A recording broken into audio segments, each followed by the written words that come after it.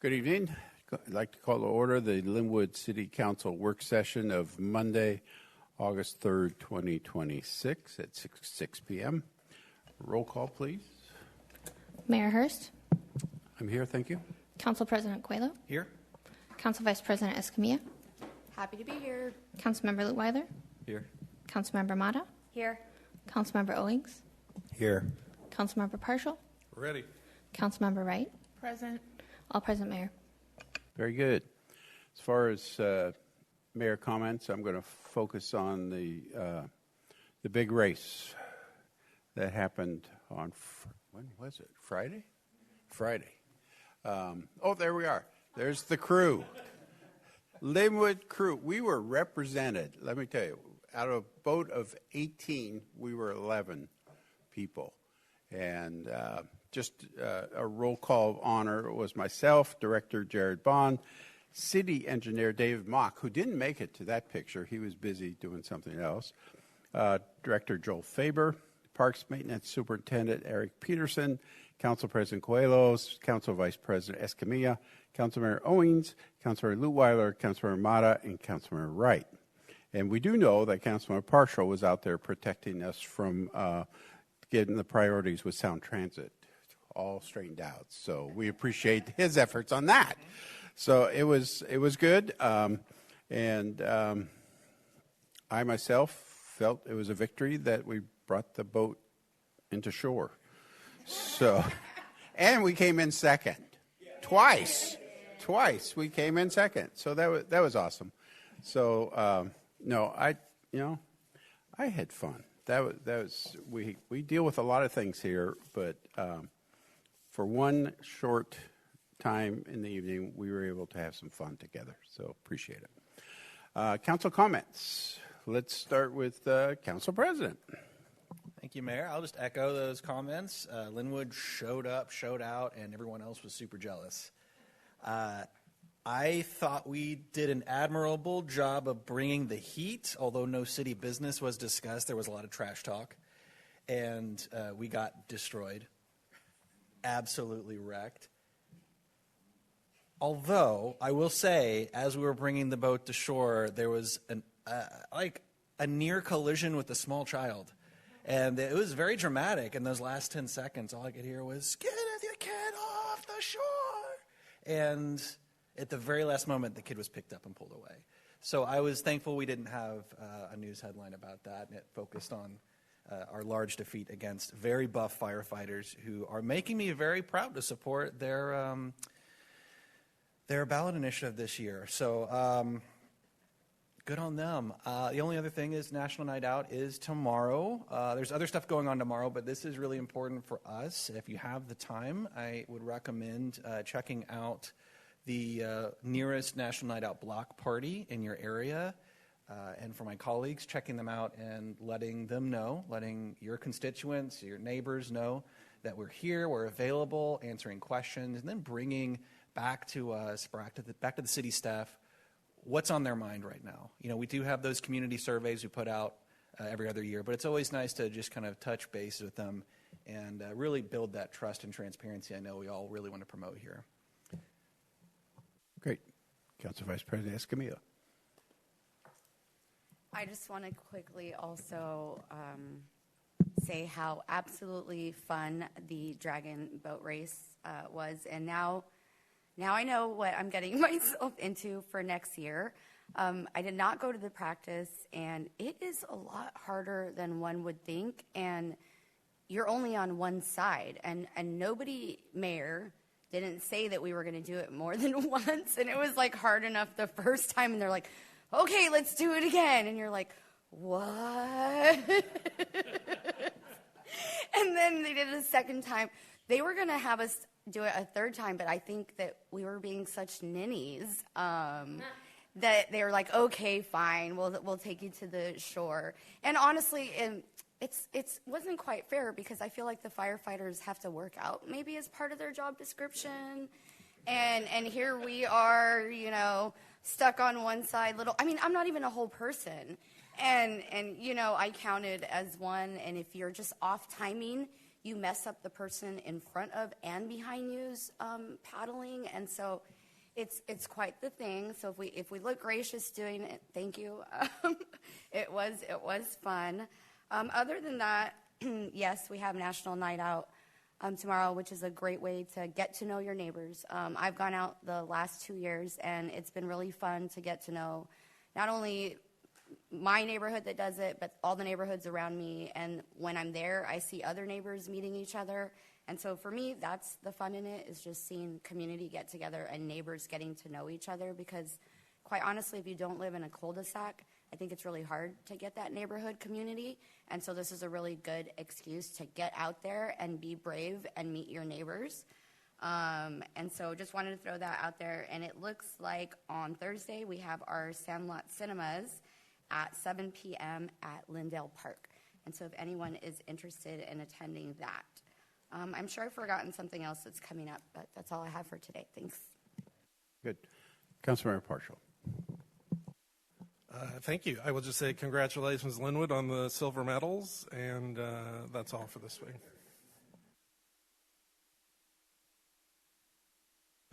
Councilmember Mata. I'm also super excited about National Night Out. Last year I met two of our really good friends who are now our good friends there, which is exciting. So I highly recommend people go out and do that. That's it. I'm excited for the agenda. Councilmember Owings. I have to say I'm convinced that if Councilmember Partial was there, we probably would have got the gold. But it's okay next year. No pressure. It was really fun, and it was good to see actually some of the community members that even show up here, show up there to show support. It's good because it's not always that the public is talking to us in the happiest of manners. So it's good to have a joyous occasion. But that's all I got to say. Councilmember Lynnwood.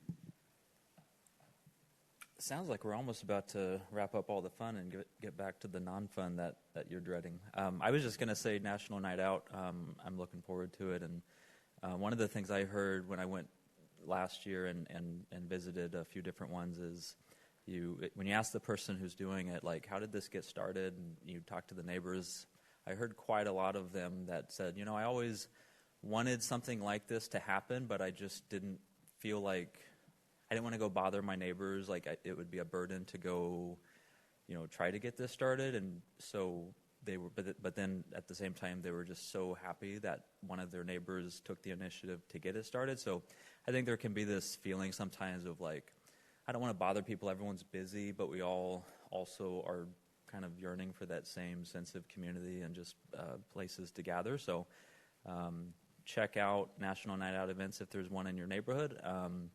Or maybe you need to go out a little bit further and maybe get some tips from the people that have started them and bring that back and consider hosting one in your own neighborhood next year, because I think you'll find a lot of your neighbors are looking for any excuse to get together with the barbecue and just hang out with their friends and neighbors, make friends, and get a quick visit from the police and the overly buff fire department that we have. And anyway, looking forward to the event tomorrow.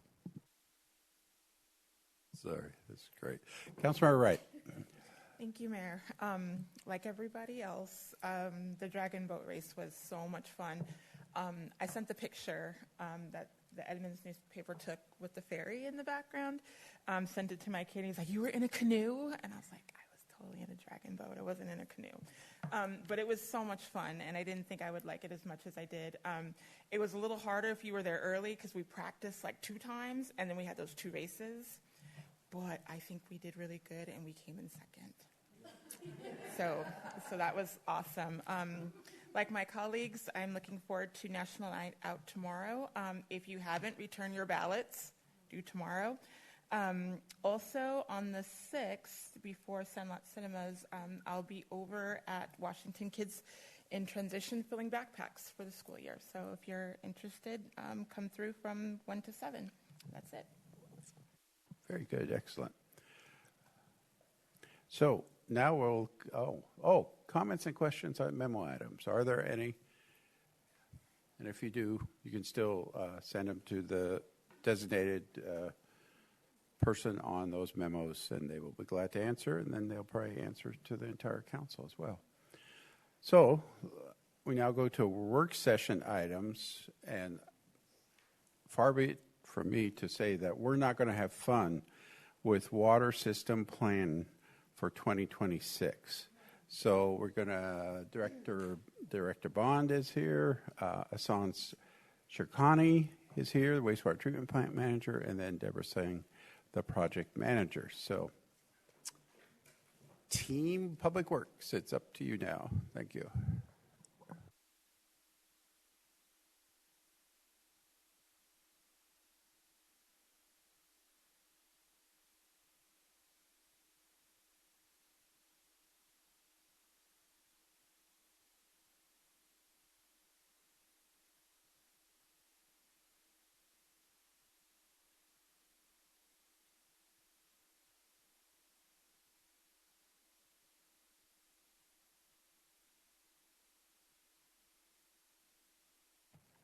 Thank you for having us. I know, Mayor, you just introduced my team here, but we have wastewater treatment manager Hassan Shirkani and his project manager, Deborah Singh, who are going to walk us through a presentation on our water system plan. We also call it our water comprehensive plan. It goes by several different names. It's a document that we update about every 10 years. It's required by our Department of Health. And this is our latest update. So with that, I'm going to turn it over to Hassan to start us off. Thank you, Jared. Good evening, Mayor and Council members. Tonight we're presenting the updated water system plan. I had to pay attention not to say wastewater because I'm not used to wastewater. Updated water system plan, which provides a long-term roadmap for reliable water service, future growth and system improvements, and financial planning.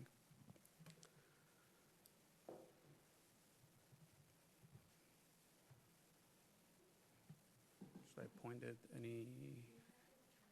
Oh, it's not on. Oh, there it is. Okay. The City of Lynnwood owns and operates a water system that provides water services to Lynnwood residents. The state law requires all water system owners to have plans for construction and improvements of new and existing water systems, and these plans are required to be updated every 10 years. Our previous water comp plan was updated in 2012 and amended in 2018. The intent for the 2026 water system plan is to reassess the changes in our water system in terms of both physical infrastructure and system improvements necessary for the current system and the future needs. The city engaged RH2 in 2021 to help develop the plan, and tonight we will provide a high-level overview of the key findings and the recommendations. In June, we presented this plan in front of the Planning Commission and answered their questions. And after that, the plan went through a non-project SEPA process, and once the council adopts this plan, we'll submit it to the Department of Health for their review and approval. I'd like to give you a little bit about the purpose and scope of the water system plan. The plan follows the same structure of any planning document by reviewing the existing facilities, policies, service agreements, and then moving on to population projections, and then drive the future demands and improvements to our system as a whole. The policies are reviewed and modified when necessary to guide the city's decisions. We review the water sources and quality of the water we deliver and how to maintain that. That also ties into the discussion of operation and maintenance and the best practices that can help maintain reliability and manage the cost and efficiency of the repairs and maintenance activities. The information from the population projections, water demands, and the existing systems then are fed to a hydraulic model to virtually analyze the system's hydraulic capacity and pressure demands, and then evaluate the deficiencies of our system. This lays a foundation of our CIP chapter, which identifies the improvement needs, and then the associated costs with them, and a schedule of improvements. And then in the last chapter, we look into the financial program and the fiscal health of our water system. Now I'd like to pass it off to Deborah so she can walk you through the existing system.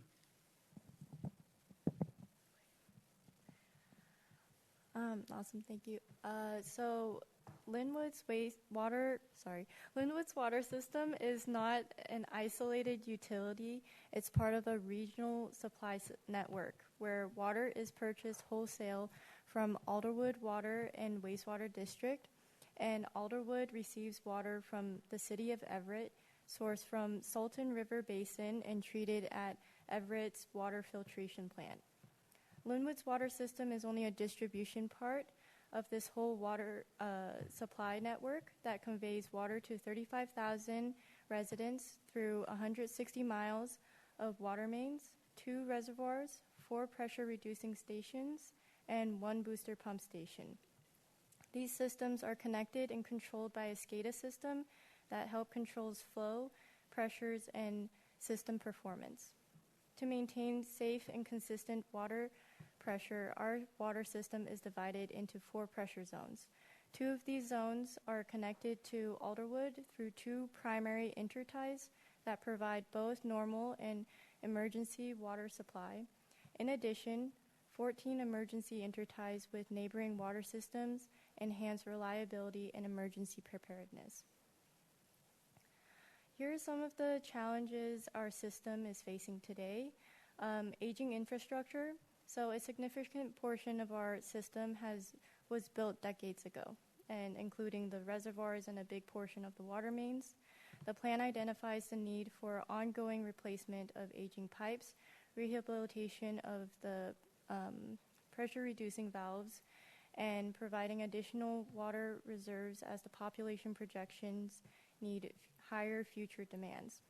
680 zone booster pump station has reached its design life and requires rehabilitation. The city also plans to construct a new 724 zone booster pump station to alleviate pressure and storage deficiencies in the 724 zone. The 573 zone steel tanks require interior and exterior coating to prevent corrosion, and a coating assessment should be completed during the planning period. The second challenge our system is facing is capacity. Future water demands increase to approximately 165% of 2022 demand by the end of the 20-year planning period without estimated water reduction. Next slide. Thank you. Chapter 3 of the plan establishes the growth assumptions that drive the entire system plan by answering a question. How many people and jobs will Lynnwood have in the future, and where that growth will occur? This plan is consistent with the Growth Management Act and its requirements in terms of setting goals and land use policies. In addition to that, the city examined Puget Sound Regional Council, Snohomish County GMA Comprehensive Plan, and City of Everett and Alderwood's future plans.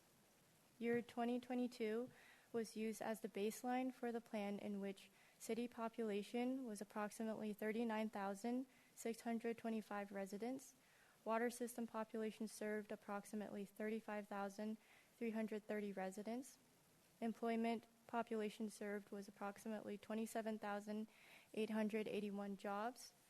Housing units was approximately 16,246 units, with an average household size of 2.53 person per household. This historical trend show an 8% of the population increase between 2010 and 2022, and as you see on the diagram on the left, the population is expected to grow at a higher rate between now and 2044, with relatively higher increase on employment growth, concentrating around the city center and Alderwood Mall rather than spreading evenly across Lynnwood.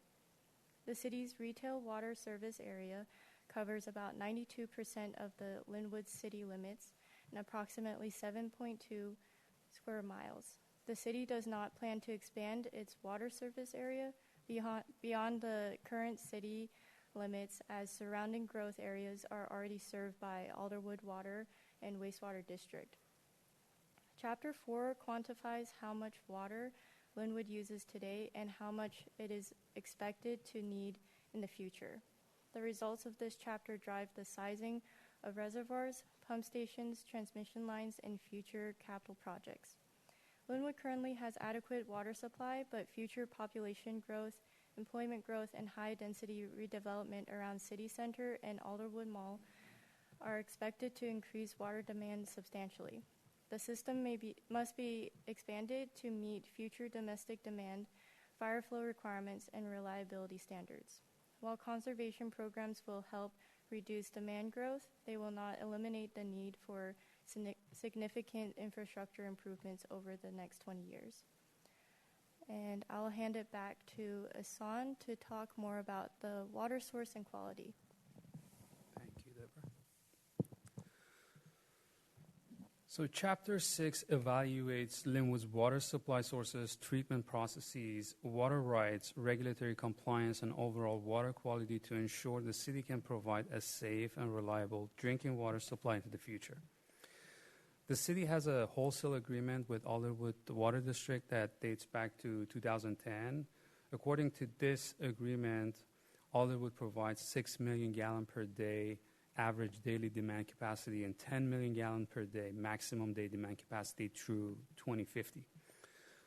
The plan concludes that the current agreement provides sufficient water supply capacity to meet projected future demands through the planning horizon, and Lynnwood doesn't operate its own treatment plant, as it's fully treated by Everett before it reaches Lynnwood. The treatment processes include flocculation, filtration, chlorination, fluoridation, and additional chemical treatment for water quality control. While current water quality is excellent, the chapter highlights the need to monitor emerging regulations, including PFAS, new drinking water standards, and future federal and state treatment requirements. And since Lynnwood relies on Everett and Alderwood Water District, compliance with many future treatment regulations will lie with the regional supplier level, which is Everett. The city's mission is to ensure safe, reliable, and continuous water service is delivered to customers through proactive operations, maintenance, and emergency preparedness.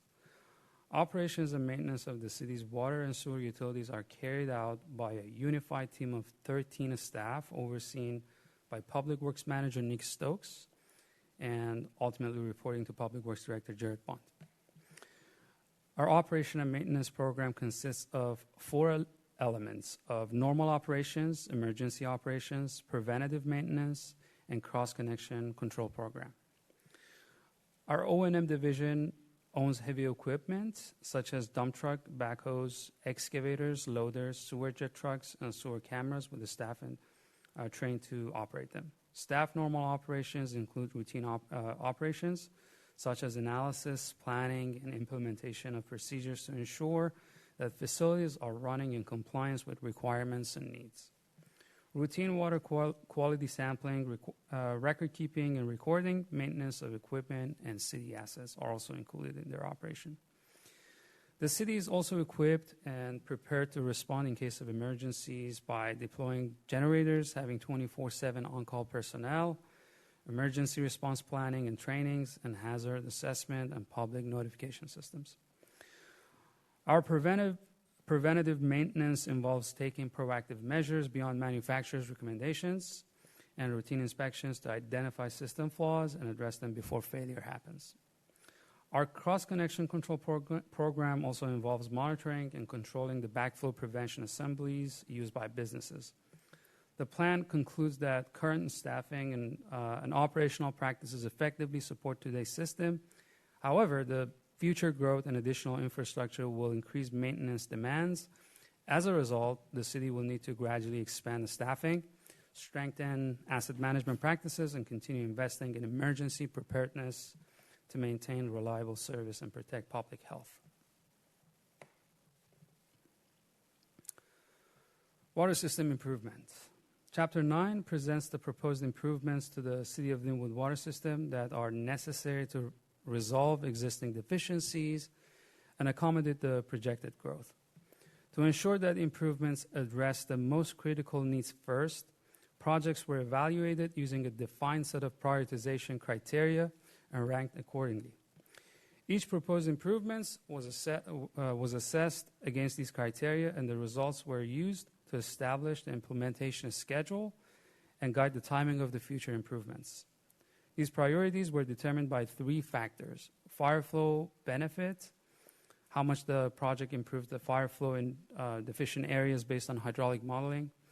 The second criteria was existing pipe material, whether the main is made of older failure-prone materials. And the last one was break history, how often the main has experienced leaks or maintenance issues. Each project earns points in 3 categories, and those points are multiplied by a weight factor to reflect the importance of each category. The total weight of the score determines the project's priority, and these projects are in 3 different categories of water main replacement, pressure zone improvements, and PRV improvements. And the identified improvements between 2025 and 2034 is estimated to cost around $50 million. And the last chapter is the financial plan, which evaluates the city's ability to fund and maintain a safe, reliable water system while implementing the improvements identified in the water system plan. The analysis concludes that the water utility is financially healthy and capable of supporting both ongoing operation and future infrastructure improvements. Over the next 10 years, the city plans to invest approximately $53 million in water system improvements, and these projects include replacing aging water mains, retrofitting facilities, improving system reliability, and addressing deficiencies identified through the systems analysis. The financial strategy relies on a balanced combination of water rates, connection charges from new developments, utility reserves, and debt financing when appropriate. The plan also emphasizes maintaining adequate financial reserves to respond to emergencies, equipment failure, and unexpected capital costs. To preserve a long-term condition of the water system, the city will continue investing in the asset replacement and reinvestment programs. The financial forecast indicates that debt obligations can be met while maintaining the city's financial targets and reserve policies. The analysis also shows that the future rate adjustments will be necessary to keep pace with inflation, infrastructure replacement needs, and capital improvement projects. Even with these adjustments, the plan concludes that the water service is expected to remain affordable for customers. Overall, the financial plan demonstrates that the city can responsibly fund the recommended improvements, maintain reliable service, and protect the long-term sustainability of our water utility. And that concludes our presentation, and we're happy to take your questions. Very good. Thank you. Questions from council? Council President. Thank you, Mayor. Thank you, crew, for the rundown of this important and critical infrastructure in our community. I had a few questions. One about the way we are phasing in rate increases. It might have just been touched on here, but it was kind of elaborated a little bit more elsewhere in the packet. Why aren't we doing a bigger jump earlier on? I've always heard that when you pay for things earlier, it's in effect cheaper down the road. What's the strategy there? Yeah, take this one. So a couple things, and I guess the first let me say is obviously we're very sensitive to the pressure that our customers are feeling in their utility bill. And, we've had to do some very large increases, particularly on the sewer side, while fortunately being able to keep water and storm lower. But they all have to be kind of considered as one, really, from a customer's perspective. So when I think about let's say the next 10 years of our water utility and the needs in our water utility, we got to triage some of these projects. If you think about the water utility in 2 areas, you have operations and maintenance, and then you have the capital, right? Or they call it system reinvestment. On the operation and maintenance side, that's where we would look at water purchase. So right now, as you know, we have a big question mark about the future cost of water purchase because Everett and Alderwood are still trying to figure that out. So there needs to be some room within there to deal with that and anticipate that. The other is the capital, and that's what drives the larger cost increases on the utility. And so that's where I'd look at the project list that was developed. Yes, there are prioritization criterias in there, but then you look at it through a more realistic lens of what can we afford. Mm-hmm. And we might not be able to afford the $53 million of projects on there. I think that's be a big lift. We even have struggle staffing projects like that. We don't have the staff to pull those kinds of projects off even. So then you look at what's really important. And I can tell you on the water line replacement, the oldest lines that we have in the city are steel lines, and these spring leaks constantly. They're a maintenance nightmare, and so we've bumped those to the top of the list. That's kind of our top priorities. We want to get out there and we want to replace those. Fortunately, some of the other projects that were identified, as you probably heard, this plan has gone on for quite a while. We have tackled some of these projects already. We rebuilt PRV number 1 last year. We've recoated our steel water tanks, and you guys might know there was an emergency repair because they didn't repair it right. But we're getting at a lot of this stuff. So fortunately, beyond the water line replacements, I don't see a whole lot of really urgent needs on this. And I think that's important as we try to balance what the rates are. So while the plan may call out for these very large rate increases, I think taking a more realistic look at this and how we manage this is prudent. No, that makes sense from an affordability perspective. I appreciate that. I'd like to add to what Jared said. The other reason we do a phased approach to rate increases is generational equity. So one thing we always pay attention to is we want to make sure that we're spreading the cost of infrastructure over a bigger period of time so one generation doesn't pay for infrastructure that are going to be around for decades, and everybody has a fair share of contribution to infrastructure that will be used for decades. Mm-hmm. So charging today's customers too much and too early would, yeah. Okay. No, I appreciate that. And then I want to jump around to a couple things that we may be talking about later tonight as well as in the future. So with annexation, this plan you guys are proposing goes out for a while. It goes out to the 2040s, and there are at least some of us that we've discussed openly about the desire to annex parts of the Lynnwood MUGA. And are there any considerations that we need to be aware of and how that interfaces with this plan? The short answer is no, in that as part of the annexation, we do not plan to expand our utility into those annexed areas. The Alderwood Water and Wastewater District serves those annexed areas right now. They offer good service to them. And if we were to take over on the water side, and I won't talk about the other utilities, but on the water side, the investments in infrastructure that we would need to do to kind of redirect the system, to install master metering, would incur a very large expense, and it wouldn't result in any benefits to the customers. There's really no change in whether Alderwood would serve them or we would serve them. So as part of the annexation, I would not recommend or even propose that we expand our utility. And we currently, within city limits, have Lynnwood residents that are served by Alderwood Water in the northeast corner and on the south part of I-5 there. And again, there's no real benefits to either the customer or the utility in doing so. So just for clarification, you talked about a leaky pipe.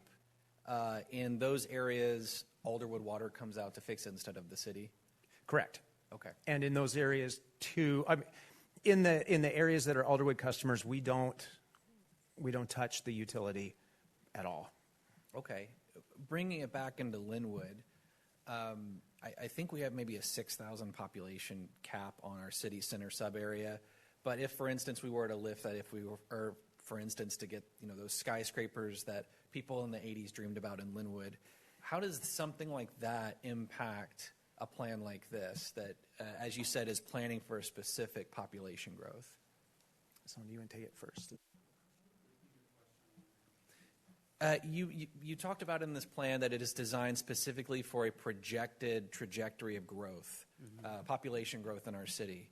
And if our multifamily population continues to grow at maybe a faster clip in specific areas of the city, does that interface well with your existing plan, or is that going to require amendments and further investment, or will this investment we're already doing, for instance, I think there has been some demand forecasts and projections in the plan, in the water system plan, and that is reflected in the model. So the existing model that we have accounts for those projections. So we have already built those areas that we foresee that is going to face more growth, and that is built in our models. So when new developments come to town, we have checks and balances. We have a mechanism to check the developers' plans against our capacity. We run the model. We make sure if multifamilies are coming in town, in certain areas, we have enough capacity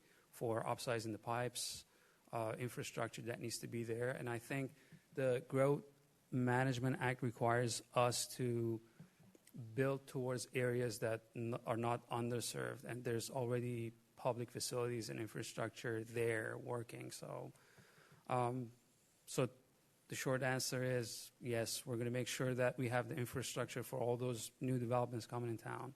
We're not going to be surprised because we're going to have to check the capacity and make sure infrastructure is there. So this document, as part of the modeling effort, looked at a 20-year planning horizon, and we are sufficient. Okay.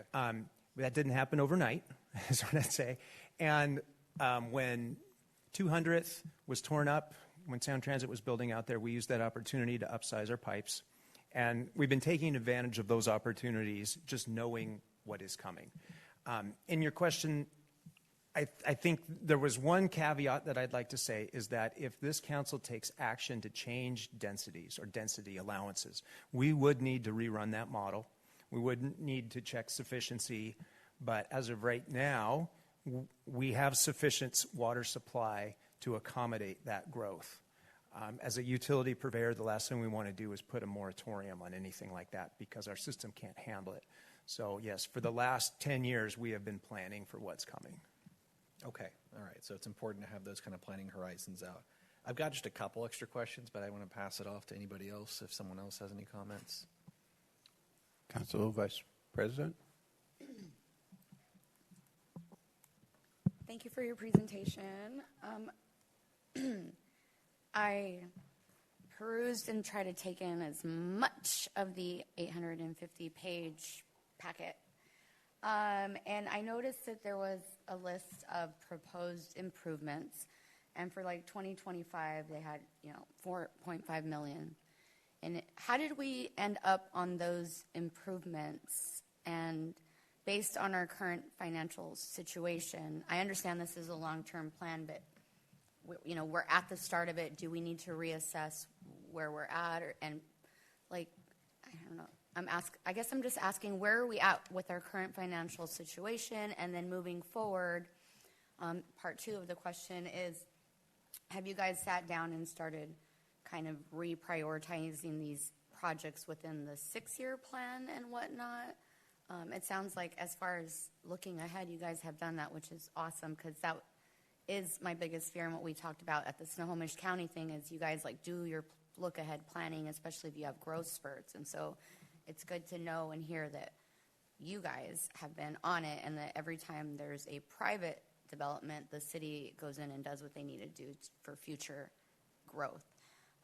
I have yet to meet anyone that talks about high rises here in Lynnwood, because I'm a transplant, but I'd be interested to meet in some. But how do we assess and plan for that with our current situation? I just have to say it's fluid, like everything really should be. We go through these planning efforts, and they spit out a list of projects that they say we need to do, and then we gut check them, especially in operations. They know where our problem sites are. I will say a couple of the projects on there, we're also looking for efficiencies. For example, collaboration with some of these private developers or Sound Transit, I think that was a very good collaboration. We also look at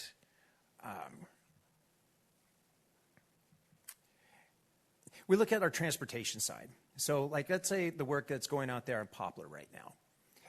We know that we have some old sewer pipe and we have some old water mains. They're going to tear up the road. This is the time for us to go in and do it. So we have to shift our priorities on those lists around based on what's presented to us. The other thing that we do, I think, really well these days is we have some really good in-house talent. One of the projects that's on there is rebuilding the booster station up by the tanks. Well, we have in-house talent now that can do that, and that'll literally save us like $1.5 million. Just by being able to do that in-house. So again, we're looking for efficiencies, cost savings, how we can do this, because it's never just as clear as this is the plan and this is how you have to go about doing it. No, that's great, and that's what I was curious about. And then do you go and revisit, like in 2025, you had these projects and efficiencies, so maybe, for example, the 573 zone reservoir coating, you were able to do that with that project. Do you then go back in and kind of redo your numbers? So, I mean, because this is just a report, but do you have like the live one that you can like work with regards to budgeting, not modeling? And that's such a good question, because what in normal times, we'll just call it that, what we do is we look at our utility rates for all three of the utilities, and we adopt 6 years of rates, but we reevaluate them every 3 years. And that's really the time when we look at the project list, we look at our priorities. And the reason you do that every 3 years and you don't just wait until the 6-year period is up is for the very reason that these things change, that we take on a project or we can't take on a project. For rates, you know, maybe we were scheduled to do a bond sale to cover this very expensive project, but that never happened. So now again, if they based our rates on that debt service, we can pull that debt service out and we don't have to increase it as much as they projected. So to effectively manage these things in the right way, I mean, we have to do this in the frequency that we do, and I've had to delay that study because of the very expensive things that are question marks right now. Last question. I noticed that the multifamily was the highest usage, and commercial, they're kind of way higher than single family. Since we don't see single family residential growing in the next like 20 years too much, I mean, I'm sure maybe a neighborhood will pop up like the one, you know, in South Lynnwood, but do the rates still hold up? Because I know we do charge different rates for like commercial, multifamily, and single family, but looking in the future, would we want to phase in higher rates for the multifamily and commercial, knowing that they're the biggest users of the system, if that makes sense, versus the single family home user? In rate setting, that's one part, that's a consideration, is in the rate structure itself. And it's the answer, we will get into that when we go down our rates, because it's a very long, complex kind of unwrapping. But you're absolutely right. Different customer classes put different stresses on the utility itself, and we attempt to recover what that is based on their customer class. That's it. That's all I have. Thank you. All right. Any others besides Council President? Questions? Okay, Council President. Great. And just for clarification for anybody watching, this is not something that comes out of the general fund when we're talking about these monies. These are coming out of the utility capital funds. Yeah, the water it's called an enterprise fund. Right. It's completely separate from the general fund, and it's self-supporting. Okay. So the water bills that our customers pay go to support the water utility, and that's it. Okay, fantastic. And you mentioned as part of the prioritization structure for your projects that fire flow was a category that you guys considered. And that just had me thinking, you know, we have this growth pays for growth mentality with impact fees. Are we finding collaborations with the Regional Fire Authority for any of these infrastructure improvements that are kind of related to their job? No. Just yeah, kind of no, in my head. So as part of our modeling efforts on this, and that's what so much of this is based on, if you look at that very large project list, there's so many water line replacements on there. And this It's the fire flow amount varies, I would say, by community, varies by fire authority even. And if you look at past comp plans, we didn't have all of those pipes there because some of that kind of rules or those targets have changed. But let's say, for example, the 1,000 gallons per minute was the previous standard for fire flow, and now it's increased to 1,200. Well, suddenly I have a neighborhood that has a perfectly good main, but it can't meet that new fire flow standard. Under this plan, we have to identify it as such.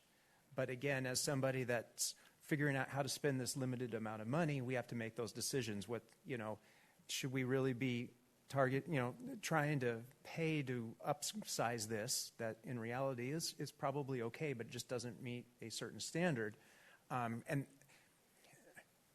so while the fire department and the fire marshal's office might dictate what those standards are, they don't have money to give us to do that, to retrofit the system. Let's just put it that way. So for new development, there's no question on that whatsoever. But retrofitting the existing system is where we really have to be picky about how we spend our money. That makes sense. Okay. Just the last thing, with some of these upgrades, you mentioned that we've got some great in-house talent now. Do we ordinarily contract out for a lot of these water main improvements and things like that? Yes, we do. It's specialized work. Think of like our maintenance guys as generalists for the most part. What I was specifically but we have great in-house talent. I was on the booster station is what I was referring to, is that we have an excellent pump station operator and team to support.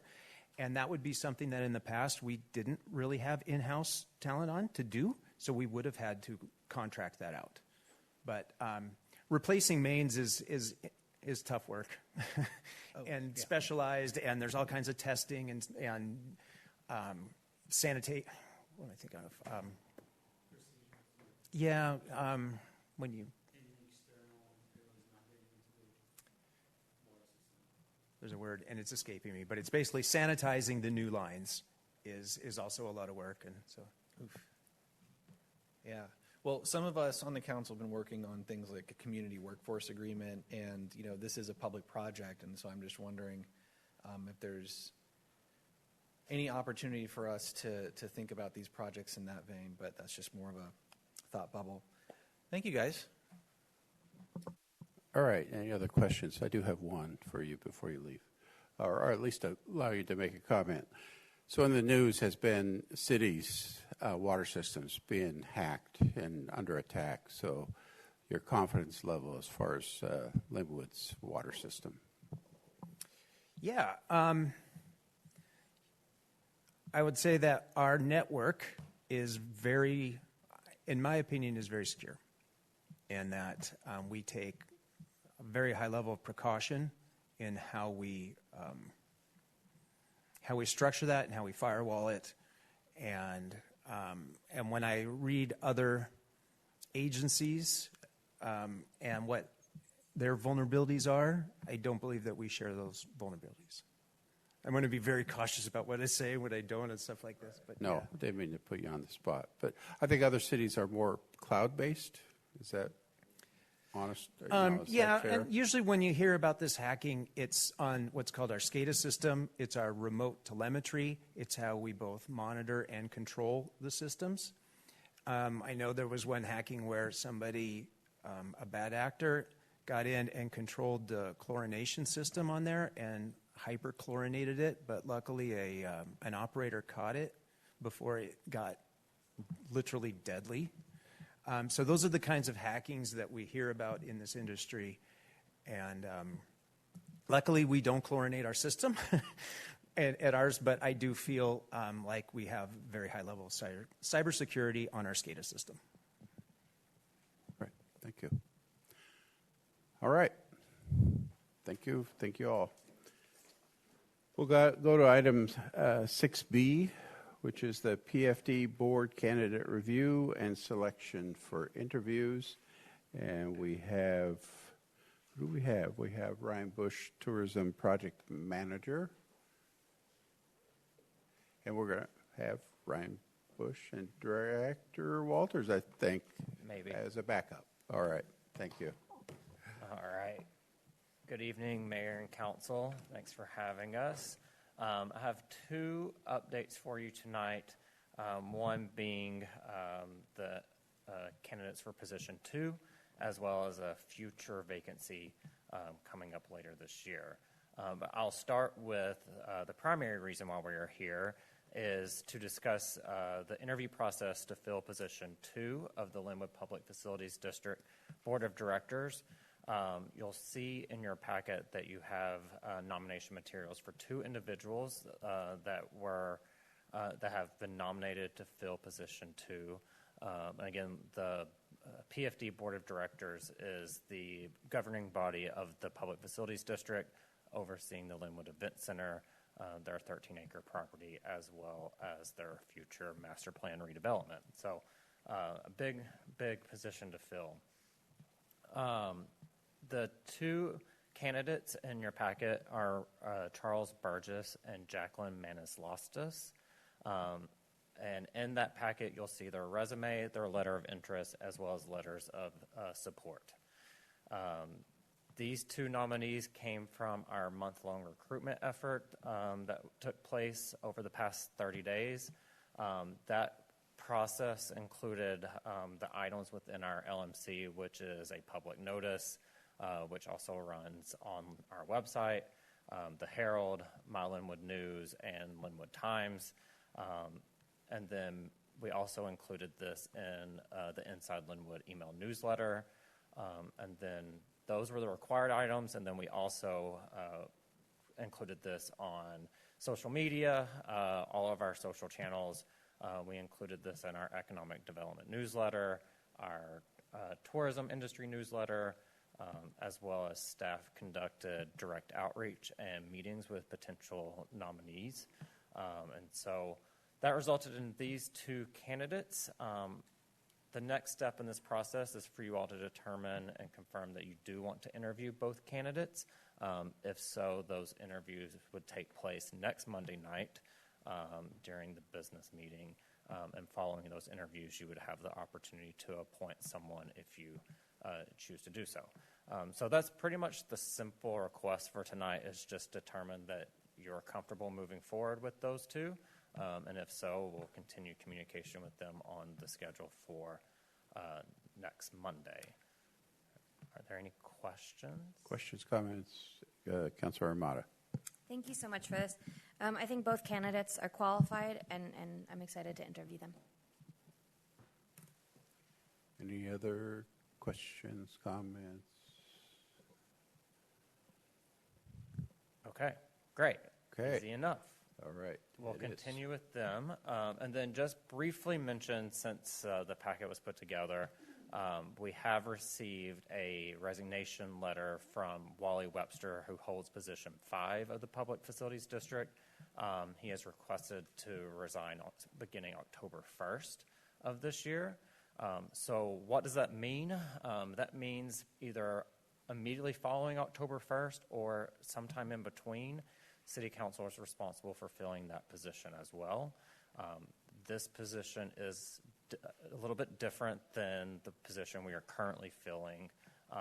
This position, position 5, requires City Council to bring forth their own nominees. So there's not a public recruitment process. There's not a place where someone can go and apply online to be on the board. This will require City Council to bring their own nominees, decide who to interview, and then have those interviews and appoint someone from that. It could be one person. It can be as many as you see fit. You can also, if one of these candidates are not appointed next week, you can also consider bringing those forward for that position as well. So, any questions about position 5? Councilor Armada. It's not about position 5. So if next week after we do the interviews, we don't want to move, are we going to have a chance to discuss in that meeting, or is it just interviews, then we discuss, and then next time we have a chance to kind of say our findings? So next Monday, you would have the opportunity to discuss and then appoint during the same meeting. During the same meeting. since it is the last meeting before recess. If you don't feel like you can get to a decision, you are more than welcome to postpone until when you return from recess. So that's totally up to you all. I think the hope was just to try to get someone in before you went on recess. This is why it's taking all the way up to the last minute, but that's... Does that conversation happen in an executive session or right here where we're just deliberating? In the past, it has always happened during the meeting, Okay. but I think that's up to council as well. Thank you. Okay, any other comments, questions? I have a question, if I may. Yes, you do. Okay. For the council. Any direction from you all in terms of when you would like to consider position 5? Do you want to wait until October 1? Do you want to act in anticipation? We only ask to just see if you need any staff support related to that. But as Ryan pointed out, that selection process, nomination process, and review process is entirely yours. Council President. No, that's a great question, and I think what we'll do tomorrow at our leadership meeting is go over what our next quarter is looking like and kind of come back to the council with a couple options. Sounds good. Thank you. Councilmember Owens. I would say also just keep in mind while we're interviewing them that that's a possibility to just utilize both these candidates if we're just wowed by both of them. And, we just pick one over the other to start earlier, right? But if we like both of them, then hopefully we can just not make it an issue. But, yep. All right. Oh, Councilmember Partial. Thank you, Matt. There's a tiny bit of timing involved with the Public Facilities District here. I know Director Pope would like to hold a retreat for board members in October, so I'm not sure what her precise date on that is, but she felt like that was a good time for onboarding of 2 possible new members. So if we can time it such that we are able to appoint before that retreat, that would be fantastic. All right. We're good. All right. All right, thank you. Thank you, gentlemen. All right, now we go on to item 6C, which will be a wage theft research update. And in front of us is Isaiah Sinclair, intern to the mayor. Hit the button. Thank you. Is it working? Good. Okay. Here's my clicker. All right. It's working. Okay, awesome. Give me just 1 second to get set up. All of you know this, but I'm Isaiah Sinclair. I am Mayor Hurst's intern. I'm here because wage theft is a very important issue to the mayor and hopefully to you guys as well. The city is considering a wage theft ordinance, which would take action to prevent wage theft. So just to get started, I think it makes sense to begin with the basics. The name really does explain a lot of it. It is the stealing of wages from an employee, or specifically not paying them. Sometimes it takes many different forms. Many people are going to look at an employer taking money out of the pocket of an employee and pretty much call that out as wage theft, but it can get more complex. And maybe the most contentious thing about wage theft actually is what counts as wage theft, much more so than whether it's something that needs to be dealt with or what measures are most effective to dealing with it, which is really going to be the bulk of what I'm talking about. So in terms of deciding what counts as wage theft, certain things like late payments might be handled a little bit differently. Some jurisdictions nationally will treat those as essentially unpaid wages and require employers to face penalties for that reason. Others will be much more lenient and say, well, once it's paid, it's paid. Before I get too much deeper in, though, I think it's worth mentioning, if you have any questions about the sorts of things I'm talking about that is pertinent to the slide I'm on, please feel free to ask it. That won't throw me off. It will actually help me explain it in a way that is helpful to you and really gives you all the facts. I'll also be taking questions at the end, so if you have something that doesn't quite align with wherever I'm at, I'll have an opportunity for that as well. So moving on. Why do we care about this, and what does it mean for our community that we're actually passing wage theft? noticed that one community member commented on Mayor Hurst's declaration that he was going to do something about this, essentially saying, why are we even bothering with this? What is wage theft? Like, can't we focus on real issues? And hopefully this can help answer it. From a criminal justice perspective, it's really the same as any other sort of theft. It's, the violation of an agreement, and if we are going to make it illegal to steal items from our store, we should make it illegal to steal hours from our workers. It actually affects them in many ways that is worse than stealing from a store, because not to say that we don't care about business this year, but a business can afford to lose merchandise much more than someone living paycheck to paycheck can afford to miss that paycheck. That actually does ripple effect into a lot of other things that we see in the community, and even actually does hurt businesses, where if you're competing against a business that doesn't pay its employees right, that is able to get away with not paying them overtime hours, or is able to exploit them in other ways, that really can create a lot of pressure on your business to either do the same, to cut back on what you're doing, and it creates a bad business environment for the entire community, which we can help address. And that's one of the things that hopefully the nascent ordinance can focus on. And then maybe we can build up to larger things. All right. I think it's also important to talk about what current structures and protections exist. This is really just a very brief summary. On the federal level, the Department of Labor has the Wages and Hour Division, which is, I believe, around 600 federal investigators who look into wage theft cases. But that applies to the entire nation. 330 million Americans, 611 investigators approximately. Those numbers might have changed. Really not a great ratio. And if something were to happen in Lynnwood, most likely the federal authorities would have very little to do with it. In fact, in recent years, essentially with the new administration, it has been cut back quite a bit. It's an interesting thing. So the penalties that they have issued overall have dropped 90%, and the overall enforcement cases have dropped 97%. Somehow they're actually still up with the amount of money that they've gotten back for workers, so it's not all falling apart. But there is a question about whether they can respond to smaller needs and to the needs of the city of Lynnwood. Moving down a little bit to the state level, Washington Labor and Industries is the main organization that works with it.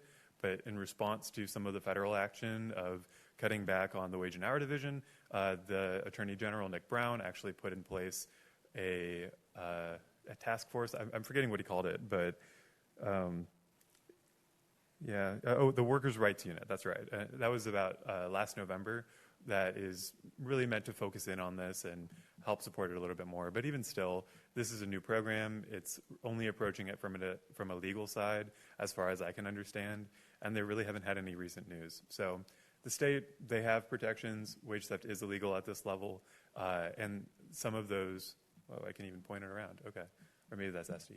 Oh, anyway, and some of those protections. Okay. Some of those state level protections are unique to our state. So, for example, there are some more strict record keeping laws that require businesses to keep track of certain information about what they paid their employees and to post certain information in the workplace, and just to help workers know their rights and to keep that going. So that's something that Washington Labor and Industries works towards. On the municipal level, in Washington, as far as I can tell, there's really only 3 significant attempts at any sort of wage theft regulation in our state. Seattle has been by far the most effective, and I don't think that Spokane or Burien will be too offended by me saying that, considering that Spokane sort of accidentally repealed theirs not too long ago. I spoke with them, and that's the best of my understanding. Essentially, they were rewriting some legal code, and it changed. Their ordinance was not very extensive to begin with. It was really just allowing them to prosecute state-level offenses as, I believe, gross misdemeanors. And that kind of got wiped away with some restructuring. With Burien, their wage theft protections at this point currently only apply to their minimum wage, which is, substantive, and that's a way to uphold their minimum wage, but it's not really going into some of the things that hopefully we can strive for. Seattle, I've had a chance to speak with them quite a bit. They've been very helpful. They've been pretty effective with their city. They have a lot of statistics that are widely available on their website that show that they've been pretty effective. They aren't exactly earning money back for the city, but they're able to do it at a rather inexpensive level, win a lot of money back for workers, and that could be a helpful resource for a city moving into the future. They've expressed willingness to work with us. Similarly, private organizations have also expressed willingness to help us craft this wage theft ordinance, and many of them already offer some sort of guidance. You're going to see me reference some statistics or facts, and I do have the research with me. It's not cited in this presentation here, but it generally comes from organizations like NIWR, NELP.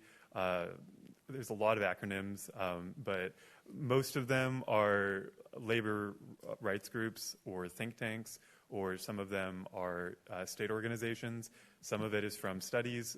Generally speaking, it's from people who are self-interested, but there's very little pushback from people who would even politically oppose them. So, for instance, there are many conservative think tanks that would push back against the broader political agendas, but don't disagree with the facts. So I think that everything here should be relatively non-contentious.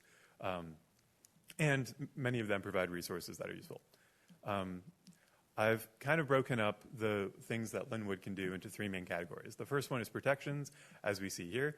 The second one is investigation, and the third one is enforcement. So protections are essentially the sorts of things that we can enshrine into law that give workers, rights that they can point to in court, or ways that we can structure our administrative toolkit to equip people to know what's going on, to fight back, and to deal with any problems that they have with wage theft. So as you can see here, there's kind of like 5 large things. One thing is misclassification. Many of our existing laws at the federal and state, and potentially municipal, but I'm not entirely sure, at those levels, they can be evaded by essentially just saying, well, he's not an employee, so we don't have to treat him as such. That sort of misclassification when they're doing an employee's work, but they count as an independent contractor, is a great way that we can help our workers here. Pay transparency. This is also something that is pretty widely recommended. And I will say, for these next 3 slides, everything you see on it is advocated for by one of the groups that I've mentioned previously. But yeah, pay transparency is something we already have to some degree at the federal and state level, but enforcing it, adding any more to it, considering whether it applies properly to our Lynnwood workers would be worthwhile. I know that before I came here to work with the city, there was a large profile ENSO project where a lot of the carpenters came into this room and talked about how they had their wages stolen, and they asked you to do something about it. That's an example where them knowing their rights allowed them to really make a difference and say something. But the vast majority of people who experience wage theft don't know what's going on. Many of them are marginalized groups. They don't speak English as their first language, or their circumstances for whatever reason, or for instance, they don't have documents to stay in this country. For whatever reason, they can face pressure from their employer, fear retaliation. So having these sort of structures in place can do a lot. For breaks, making sure that people get their lunch that the Fair Labor Standards Act requires for them, making sure that they are not being made to work on it, be responsive for it. Those are all important protections, and it goes into some of the non-monetary issues that wage theft reaches into. One thing that I'll spotlight a little bit: the Wage Theft Victims Fund. This has been something that the county of San Diego has really pushed forward. In talking with them, they don't actually even have a huge team. San Diego County has a lot of people, and I believe, if I remember correctly, they have between 6 and 7 employees. The 7th one, he kind of counts because he bridges 2 different parts of their government.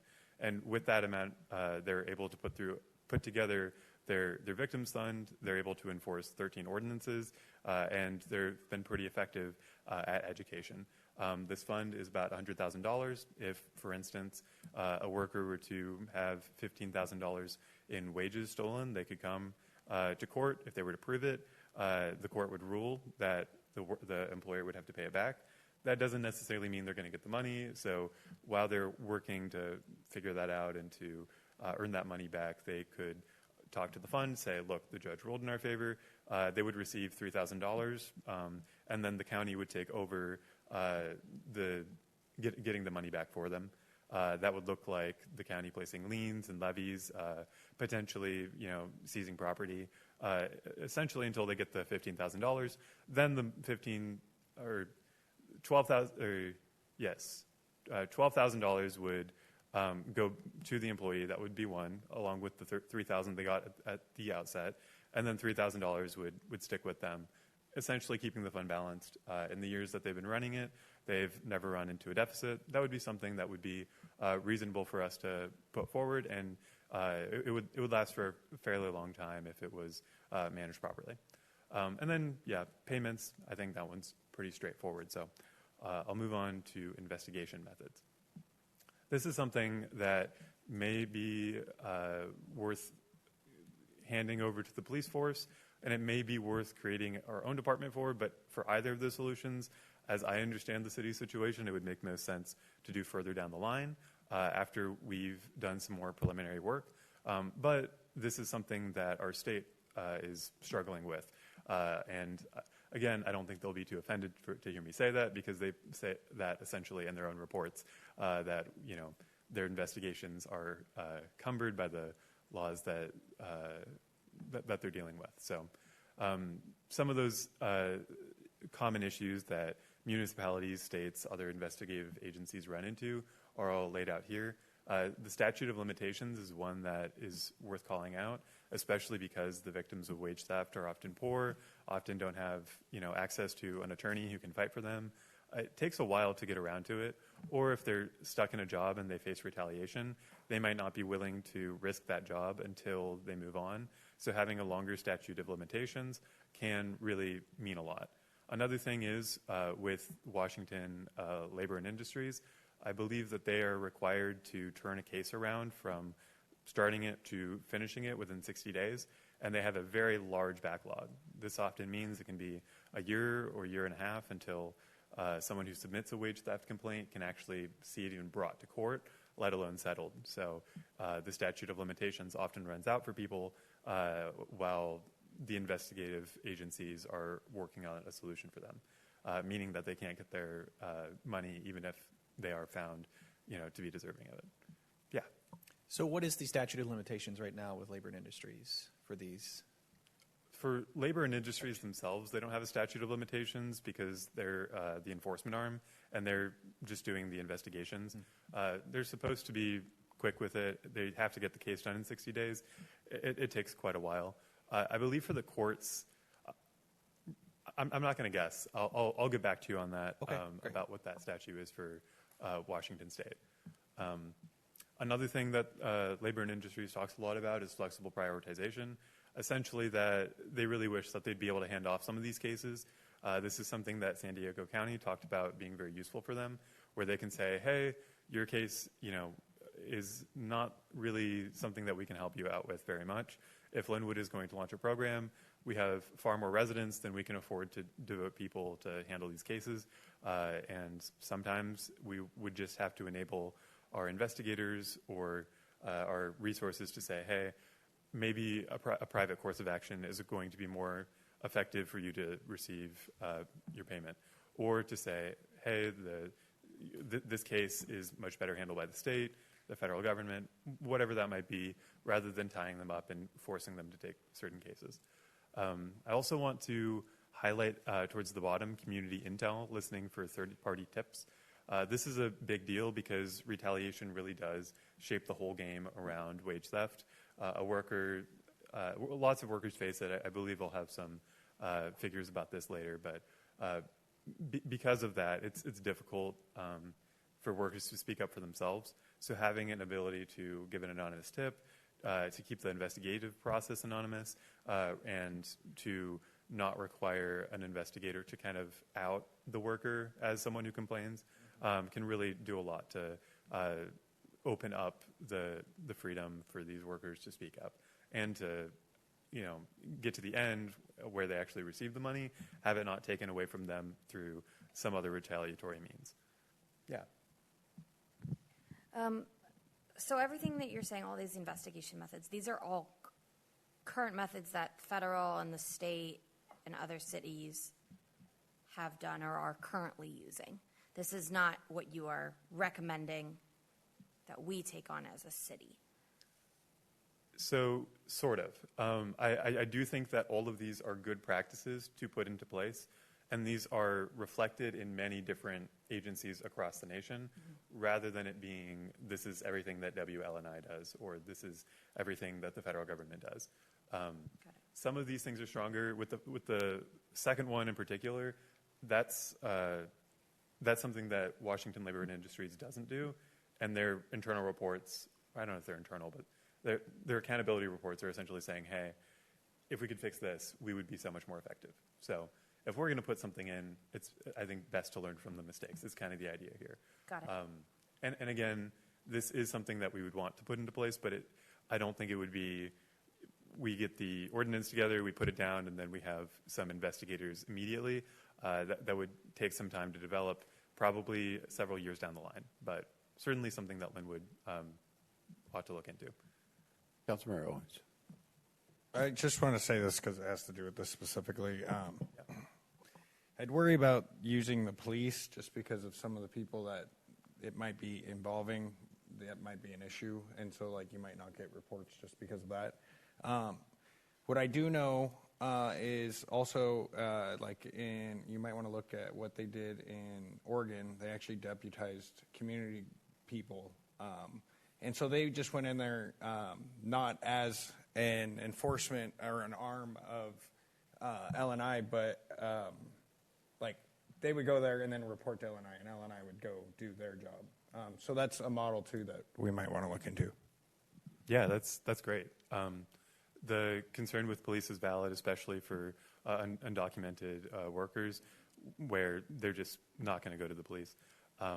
That's part of why third-party tips can be so effective. So that's a very good example of it. Some other examples would include speaking with unions, having them kind of have a feeler with their workers and see what's going on, speaking with other community organizations, and really just keeping the communication open and not requiring anyone to out themselves in order to get an investigation going, which does make it a little bit more difficult to investigate, but at the same time it really opens up people's ability to speak up. All right. And then here's enforcement. This is something that we will scale up as things go on. Larger penalties, treble or quadruple damages, that is something that is probably the most common sort of enforcement mechanism that I've seen, where if you stole $15,000, you've got to pay back $45,000, $60,000. And that really puts a lot of pressure on employers to not only follow the law, but to be careful about doing so and not to be reckless. And it's, as you'll see later, it's actually quite an effective solution on its own. There's a lot of studies behind this. If there's one thing I would really give my thumbs up of approval to, it would be this particular means of enforcement. It's not, a universal fix, and just because it's in place doesn't mean it's going to solve things, but it does work quite well. Then there's also the note on there about an inflation-adjusted penalty matrix. This is just something that generally you have to keep in mind with penalties. $5,000 is, a decent sum today. It's not going to be in 20 years if, history tells us that inflation keeps going up and it doesn't really come down so much. So it would make sense to adjust this to what the actual economy looks like. Bringing charges. Once we put the protections in place, having the proper legal mechanisms necessary to hear these cases, to charge people on them. I think I've mentioned those liens, shareholder payments, and police involvement before. So I just want to focus last on forced arbitration. This is actually also a huge issue. Many companies will require their employees to sign agreements saying if anything goes wrong, you won't go to the government, you won't go to the courts, you'll come here and we'll have our own arbitration system. We'll figure it out with this group here. That prevents a massive group of workers from getting help. Nationally, it really varies. I've seen numbers as high as 98% of workers in an area unable to get any wage theft compensation because of these forced arbitration agreements. In other places, it's lower. I wasn't able to find anything specific to Lynnwood. So as we launch this program forward, this would be something that would be very important to keep a pulse on and to see if this is really preventing people from getting help. I don't think that just a blanket forced arbitration is illegal will be a great solution, but there are many ways that you can sort of get around it, work with it, and probably the best method for that is really helping workers understand what it means when they get into a forced arbitration agreement, because most of them just end up in one. They sign all the papers to get into their job, and if they even can understand what they're signing, they don't understand the long-term effects of it. Okay, this should be, yes, some of the important facts. So these are federal facts, or I guess I should say nationwide facts, with a few exceptions, like obviously Seattle's Office of Labor Standards. It's not about the whole nation. First one, 18 to 25% of workers experience wage theft yearly. This really is a large portion of the working population. It's a little bit lower in our community, I would imagine, based on the indicators. However, it's still quite a large percent, and the people that it does affect are the most vulnerable in our community. When we see them suffer, that both from a moral perspective of looking to help them, and from a more of a fiscal perspective, it puts a lot of strain on our resources to help people that are being robbed. We want to help these people move on, get better jobs that protect them, that provide them proper wages. So it is a big strain in our community. 69% of workers experience meal break violations. That's an ever stat, to be clear. It's not annual, but that it still is quite a high statistic. 43% report wage theft face retaliation, and a further 20% don't try because they fear it. This retaliation really is a big problem. Making sure that the working environment is safe will be crucial to having an effective policy here. And making retaliation illegal is something that essentially every wage theft ordinance that's trying to seriously tackle the problem does. A small note on that can be a bit of a difficult subject. How do you define retaliation? And if we don't want to create a situation where a worker can just file a wage theft report so that they can't get fired or have any sort of adverse action. But we also don't want to create a situation where an employer is able to get around the retaliation laws by masking it as something else. So there's that forced arbitration number I was talking about. And then showing that it's a big problem in Washington. With Seattle's OLS, 621 complaints turned into $1.2 million recovered for workers. I think that's pretty good. For WLNI, 6,900 complaints turned into $2.9 million recovered. Those numbers don't quite line up, but that's mostly because Seattle's more focused on some of the bigger ticket items. Yeah. Of that $1.2 million recovered, when the city gets involved in arbitration, investigation, and all of that, does all of the amount recovered go straight to the individuals, or does a portion of that go back to whoever's funding the investigation, the city? Yeah, the $1.2 million goes back to the workers. Depending on how it's structured, and I'm not sure about the specific breakpoints for Seattle, but there's also additional fees that may be going back to the program. I do know that the $1.2 million, even if that all went back to the city, it wouldn't be enough to cover their programs, though. Cool. Just wondering. Thank you. The stolen wages in Washington total $128 million yearly. Do you know where they got those assumptions from? Where you pulled that information from? I don't recall at the moment. I can get that to you, though. Cool. So let's see. Washington. Right. So this next is showing how the investigators are definitely overworked. They have a lot going on. They're doing their best with the resources that they have, but it's difficult. This last one is what I was talking about with travel damage laws. It has an R squared of 0.43. Simply, they are found to statistically mean a 43% reduction in violations. So that really is quite effective. We don't have those sorts of numbers for most policies that would be used to address wage theft, but that's something that I can point to and really say that's a great idea. Let me make note of that for you really quick. Just to clarify, you wanted about the 128 million. Yeah. I didn't see where it was from, how they collected that number of that much in stolen wages. Great. Yeah, I'll get that to you. Okay.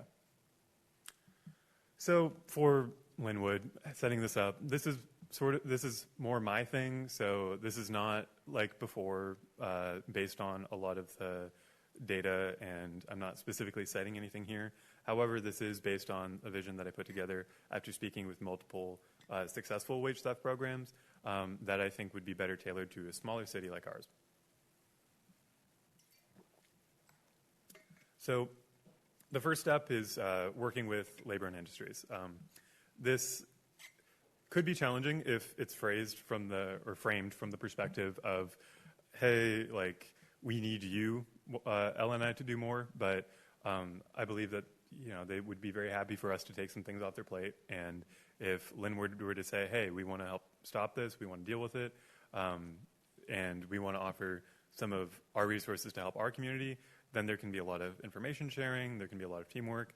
I have attempted to contact them, but I'm still in email prison with that. So I can't speak for them saying that they want to help us, but I would imagine that someone with a little bit more official capacity could get them to help us out. But then step 2 is really where I think our program would start to take shape, to really become sort of a resource hub. Speaking with San Diego County in particular, they really did emphasize this, where just by going to businesses and companies and saying, hey, this is what our laws say, do you understand this? Or if they're noticing violations, if they don't have the ability to investigate it, just being able to say, hey, like, nicely, we've got our eye on you, like, and most of the time that ends up with a business saying, oh, wow, like, we didn't know what we were doing. We're gonna fix that. We're gonna make it better. Sometimes those businesses will even kind of cause a ripple effect in that many other businesses will say, hey, we've benefited from talking with this other person that's our business contact and realizing that we need to kind of get our act together, follow the proper structures, be in line with the law. Beginning with this would also create a great framework to give the council data as if you were to move forward with this program. So if you say wanted to really put in an investigator to look into wage theft cases in Lynnwood, then what sort of things would you have them focus on? What sort of qualifications would you want them to have? What sort of ordinances would you want to pass for them to investigate and then have the city enforce? All of those questions would be much better answered if this program began as a resource hub with education and outreach rather than beginning with don't do wage theft and seeing where it goes from there. So that's sort of step 3 of reporting progress.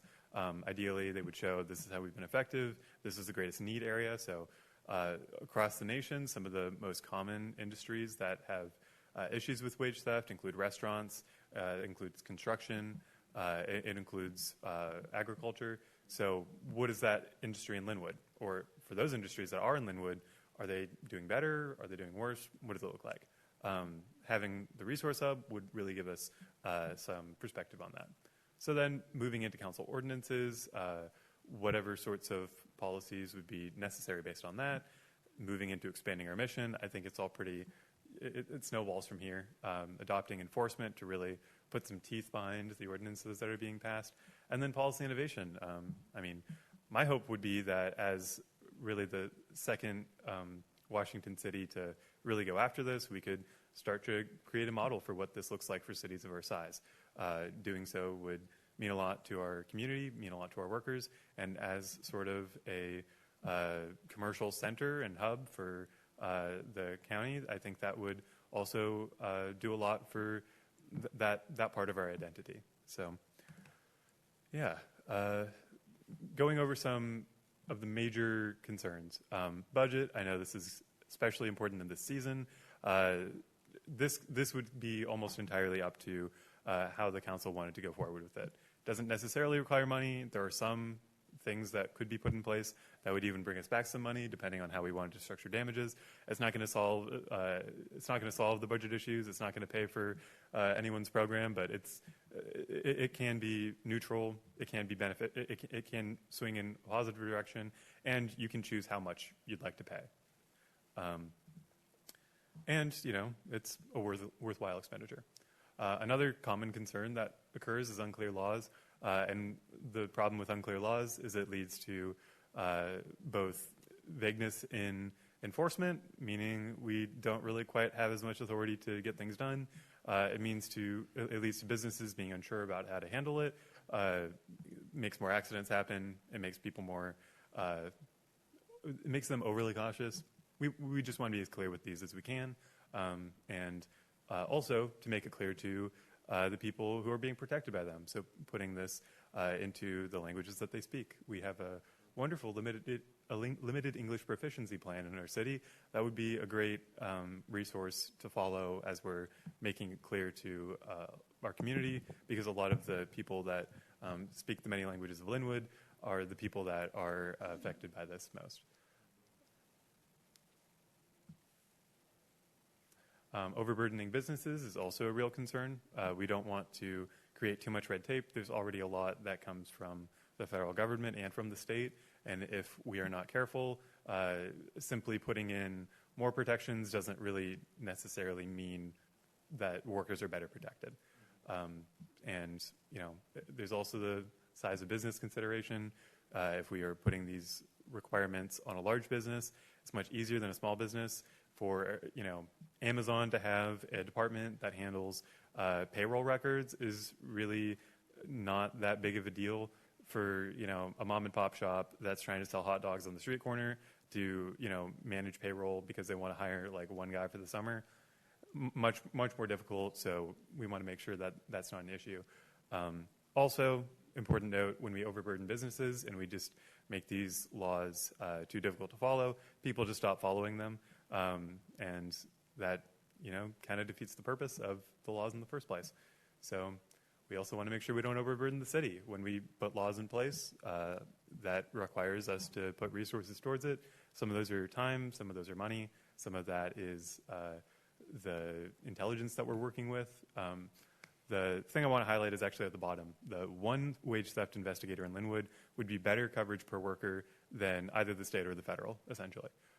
So one wage theft investigator for federally corresponds to 278,000 people.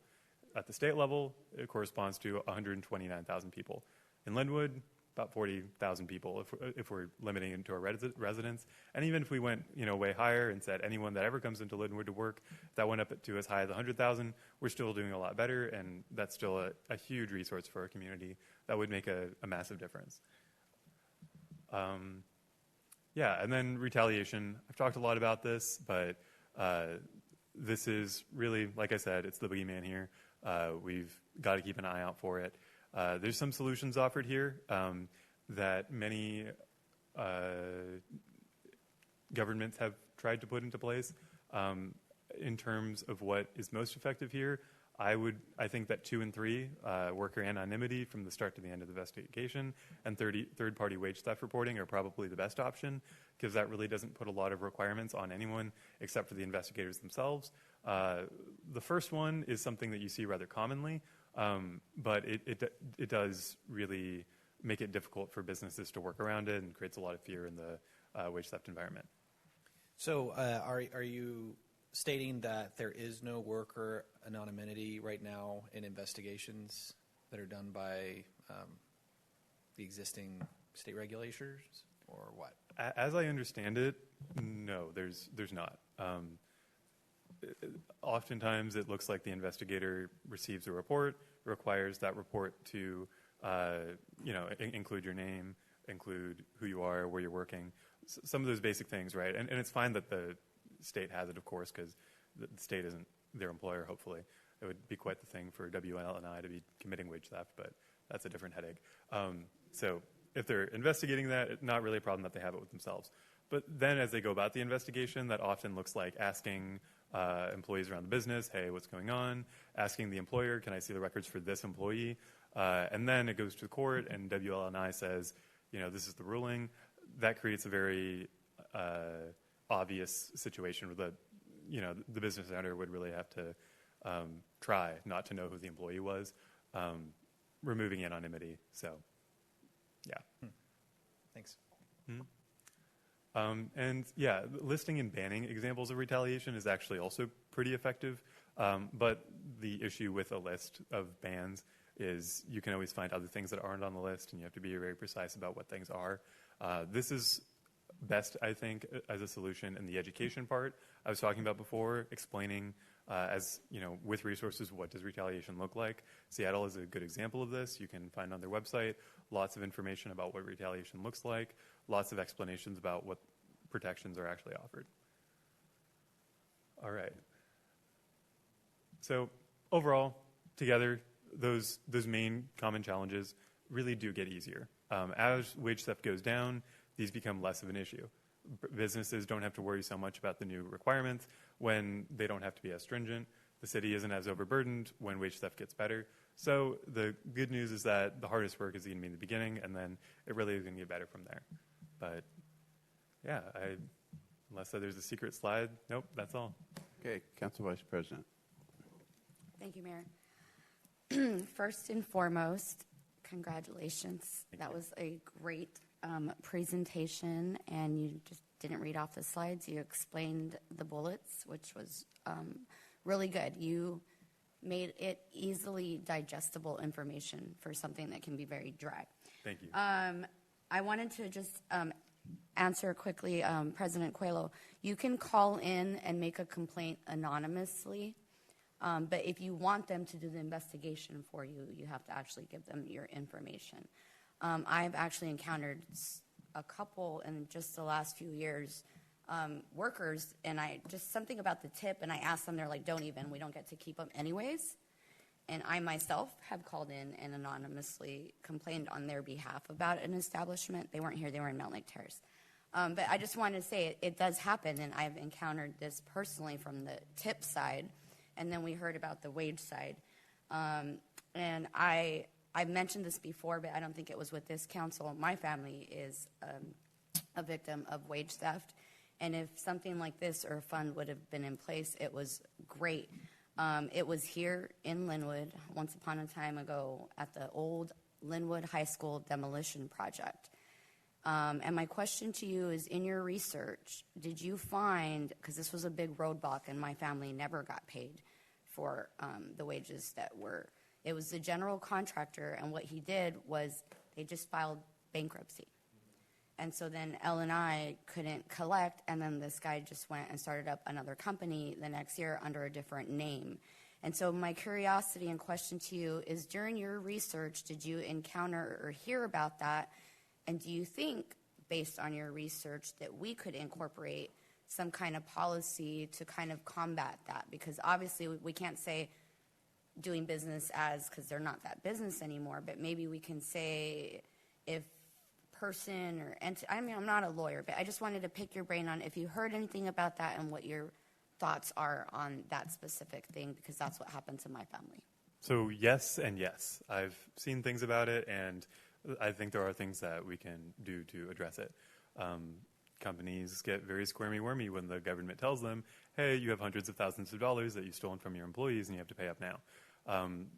Across the many solutions, I think there's sort of 2 or 3 main categories for them. So the first category is, can you really get this money out of the people who stole it? So that would include things like liens, by taking property, by issuing fines, and actually having the city of Lynnwood follow up to get those. When they file for bankruptcy and think they're clever by creating a new LLC, many governments have been able to solve that by either charging the stakeholders of the companies, going after makes it sound so bad, following up on the family of the people who are doing this, launching investigations into where this money's going, requiring them not to pay it back all at once, but over a slower time, where they kind of like a payment plan, or where they finance it, and that is another reason why the victims fund is such an effective thing, because the victims can get paid immediately while the government collects the money slowly, and because the fund can absorb the costs and the families can't, it ends up working out much better. So that's kind of the first category. There's a good chance I forget what the third category is, but the second category is making it easier on the people who are needing that money. So like you said, and I wasn't familiar with this program, the fact that, did you say the demolitions organization or something? The fact that they were able to offer support really meant a lot. So existing support services like our overall social safety net does a lot. A wage theft victims fund would also do a lot for that.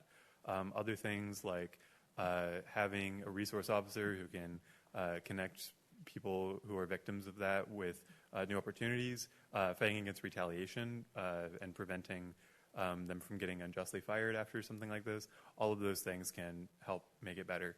And yeah, I've forgotten the third category, but if it comes back to me, I will let you know.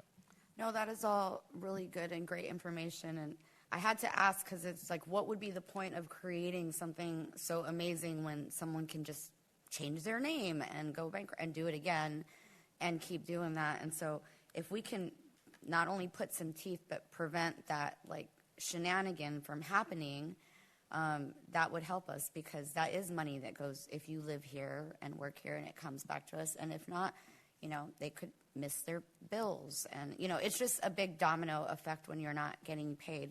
Fortunate enough, we were a 2-income family, and I was able to hold us up for that 6 to 8 weeks that he didn't get paid and we never got. But some families don't have that, and all of a sudden they're getting a shut-off notice. They're getting an eviction, And so I like that we're thinking about this and that we can prevent families from that hardship in the future that might not have that second income, or maybe that's all that they have.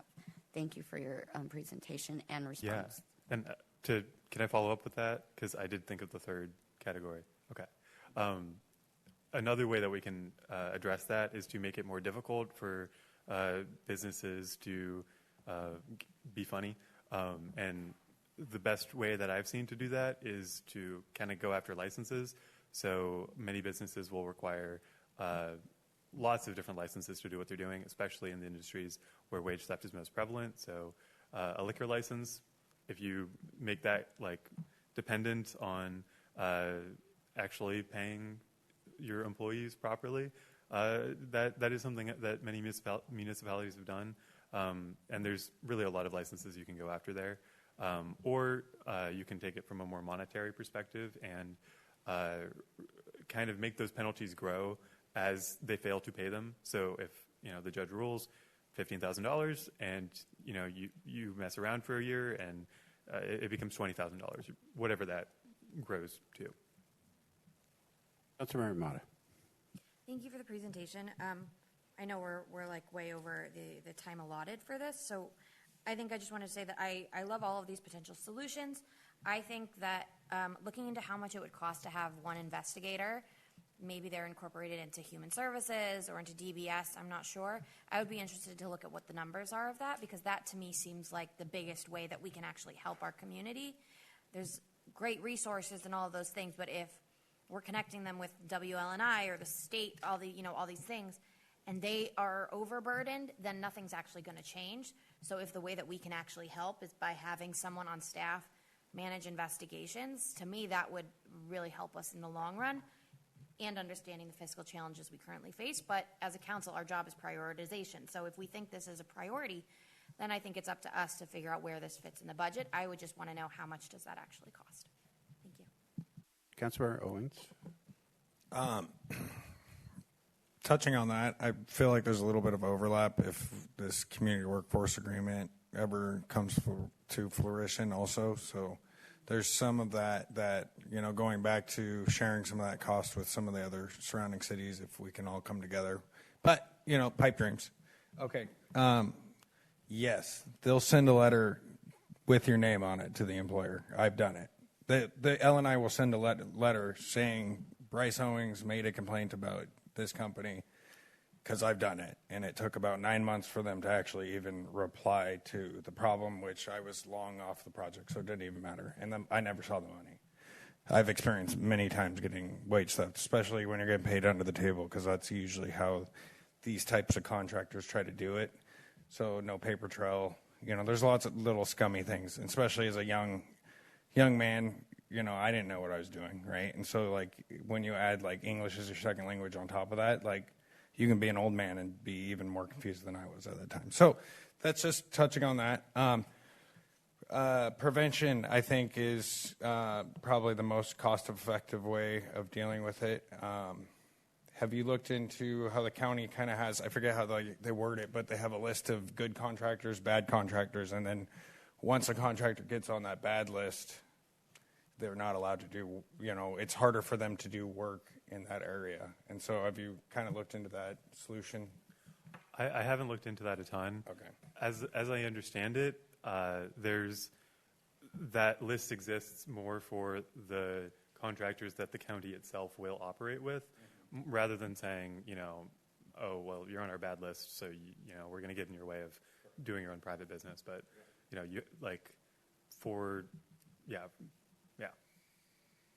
Council President. Thank you, Mayor. Thank you, Isaiah, or Mayor Junior. Is that your title in the office? That's what he calls me. Okay. Wonderful research. I just want to start off by getting a little bit of clarification. I feel like some of the comments tonight have had the insinuation that these are great ideas and we need you to go and do more. You're done in a few days, right? You're out of here. On the 12th. So I just want council to center on ourselves in this discussion. This is research that was done for our benefit and for us to use for whatever action we feel is appropriate. I personally, I think things like the triple damages is a really low-hanging kind of bit of fruit to work on. I liked the forced arbitration reform idea. I really love the victims fund idea to make sure people are getting funds in a timely fashion. The anonymity issue sounds like it's a pretty tough one to resolve. I think a lot of these ideas warrant more conversation beyond tonight. And so what I'm kind of thinking is this is, to Councilmember Owings' point, this is something that the workforce task group, or whatever we're calling it, should really, take on, and maybe y'all can chew on this a bit, and then come back with some actionable items after y'all have talked with some stakeholders in the community. I also think that these are great ideas, and Lynnwood is such a small city that it feels like for us to have these outliers on some of these reforms might be a missed opportunity. Perhaps this is something along with some cost sharing with neighboring municipalities for getting some kind of investigator or some other staff member for this. This is an opportunity for us to try and regionalize these laws and bring in other cities. And I wonder if any of y'all would be interested in maybe going to other city councils and presenting some of these ideas and with some action items and trying to get some buy-in. Because I feel like Lynnwood alone is fairly small, but you add in Mount Lake Terrace, you add in Edmonds, you add in Mill Creek, Mukilteo, that's a good chunk of people. That's 170,000 people. And I think at that point you start to get at something that tangibly impacts South County. And so I'd almost think of this as an opportunity to think bigger. And as the beginning spark of something, we've got the ammunition, we've got a really great narrative, we've got case examples of situations where this has impacted residents in our area, maybe not Lynnwood residents, because as you pointed out in the minimum wage presentation that the mayor is going to present later on at some point soon, there's only about, I think, what was it, like 1,200 residents work in the city of Lynnwood and live here. And so a lot of what we're talking about here is going to impact people beyond our borders, people who are coming in from outside. And if we can include more stakeholders in this, I think that will just help more collectively of our residents. So those are just my thoughts on it, and I would love to hear from the task group, or I guess in this case, Councilmember Wright, if you have any more thoughts on this.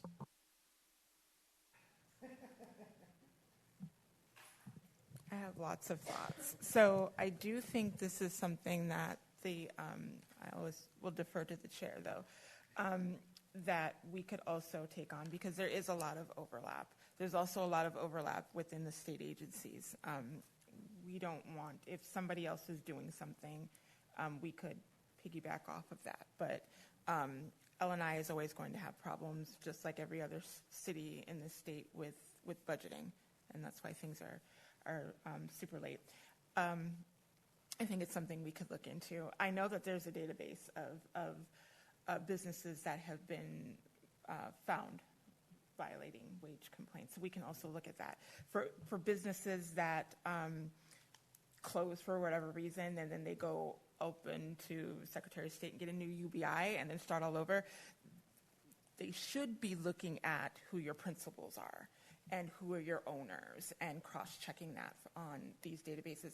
Again, with cuts and everything, I don't know if that's actually happening, but that framework does exist. I also know that there is legislation floating around in D.C. about ending arbitration, that private thing. We don't know how that's going to work because that goes into a Supreme Court case, and we just don't know how that's going to work. So there's a lot of things I think that we could look at. So you've done an amazing job and a lot of work, and I almost didn't want to say anything because I'm an L&I person, but I'm not a worker rights person.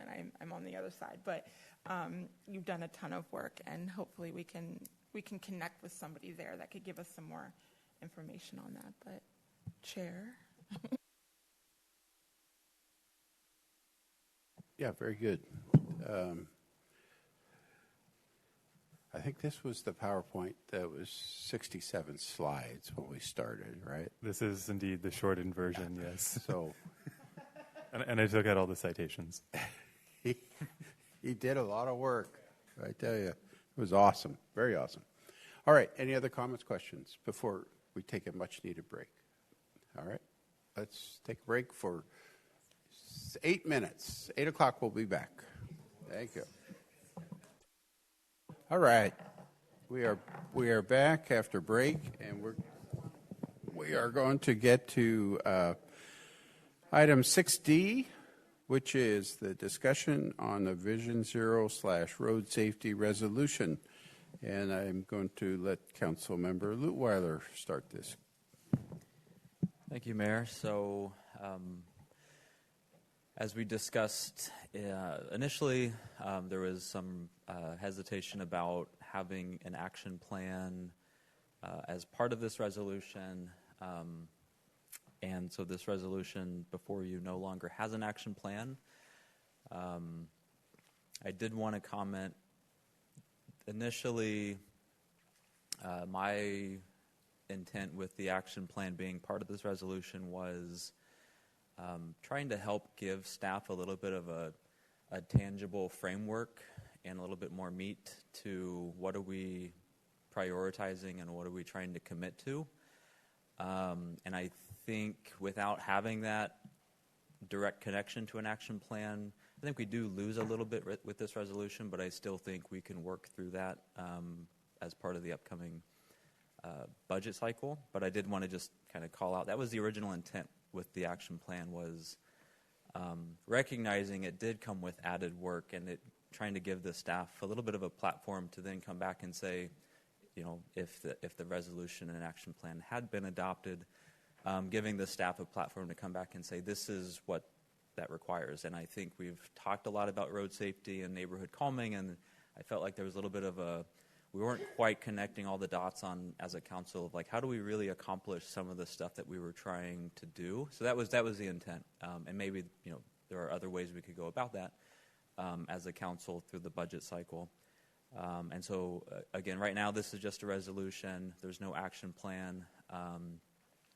I will definitely answer questions anyone has on the content of the draft resolution. So I think it's a good. Oh, sorry. Armada. Sorry, Hilo. Thank you for joining us. I think it's a great resolution as it stands. I think it speaks a lot to what our priorities are. I think it's great.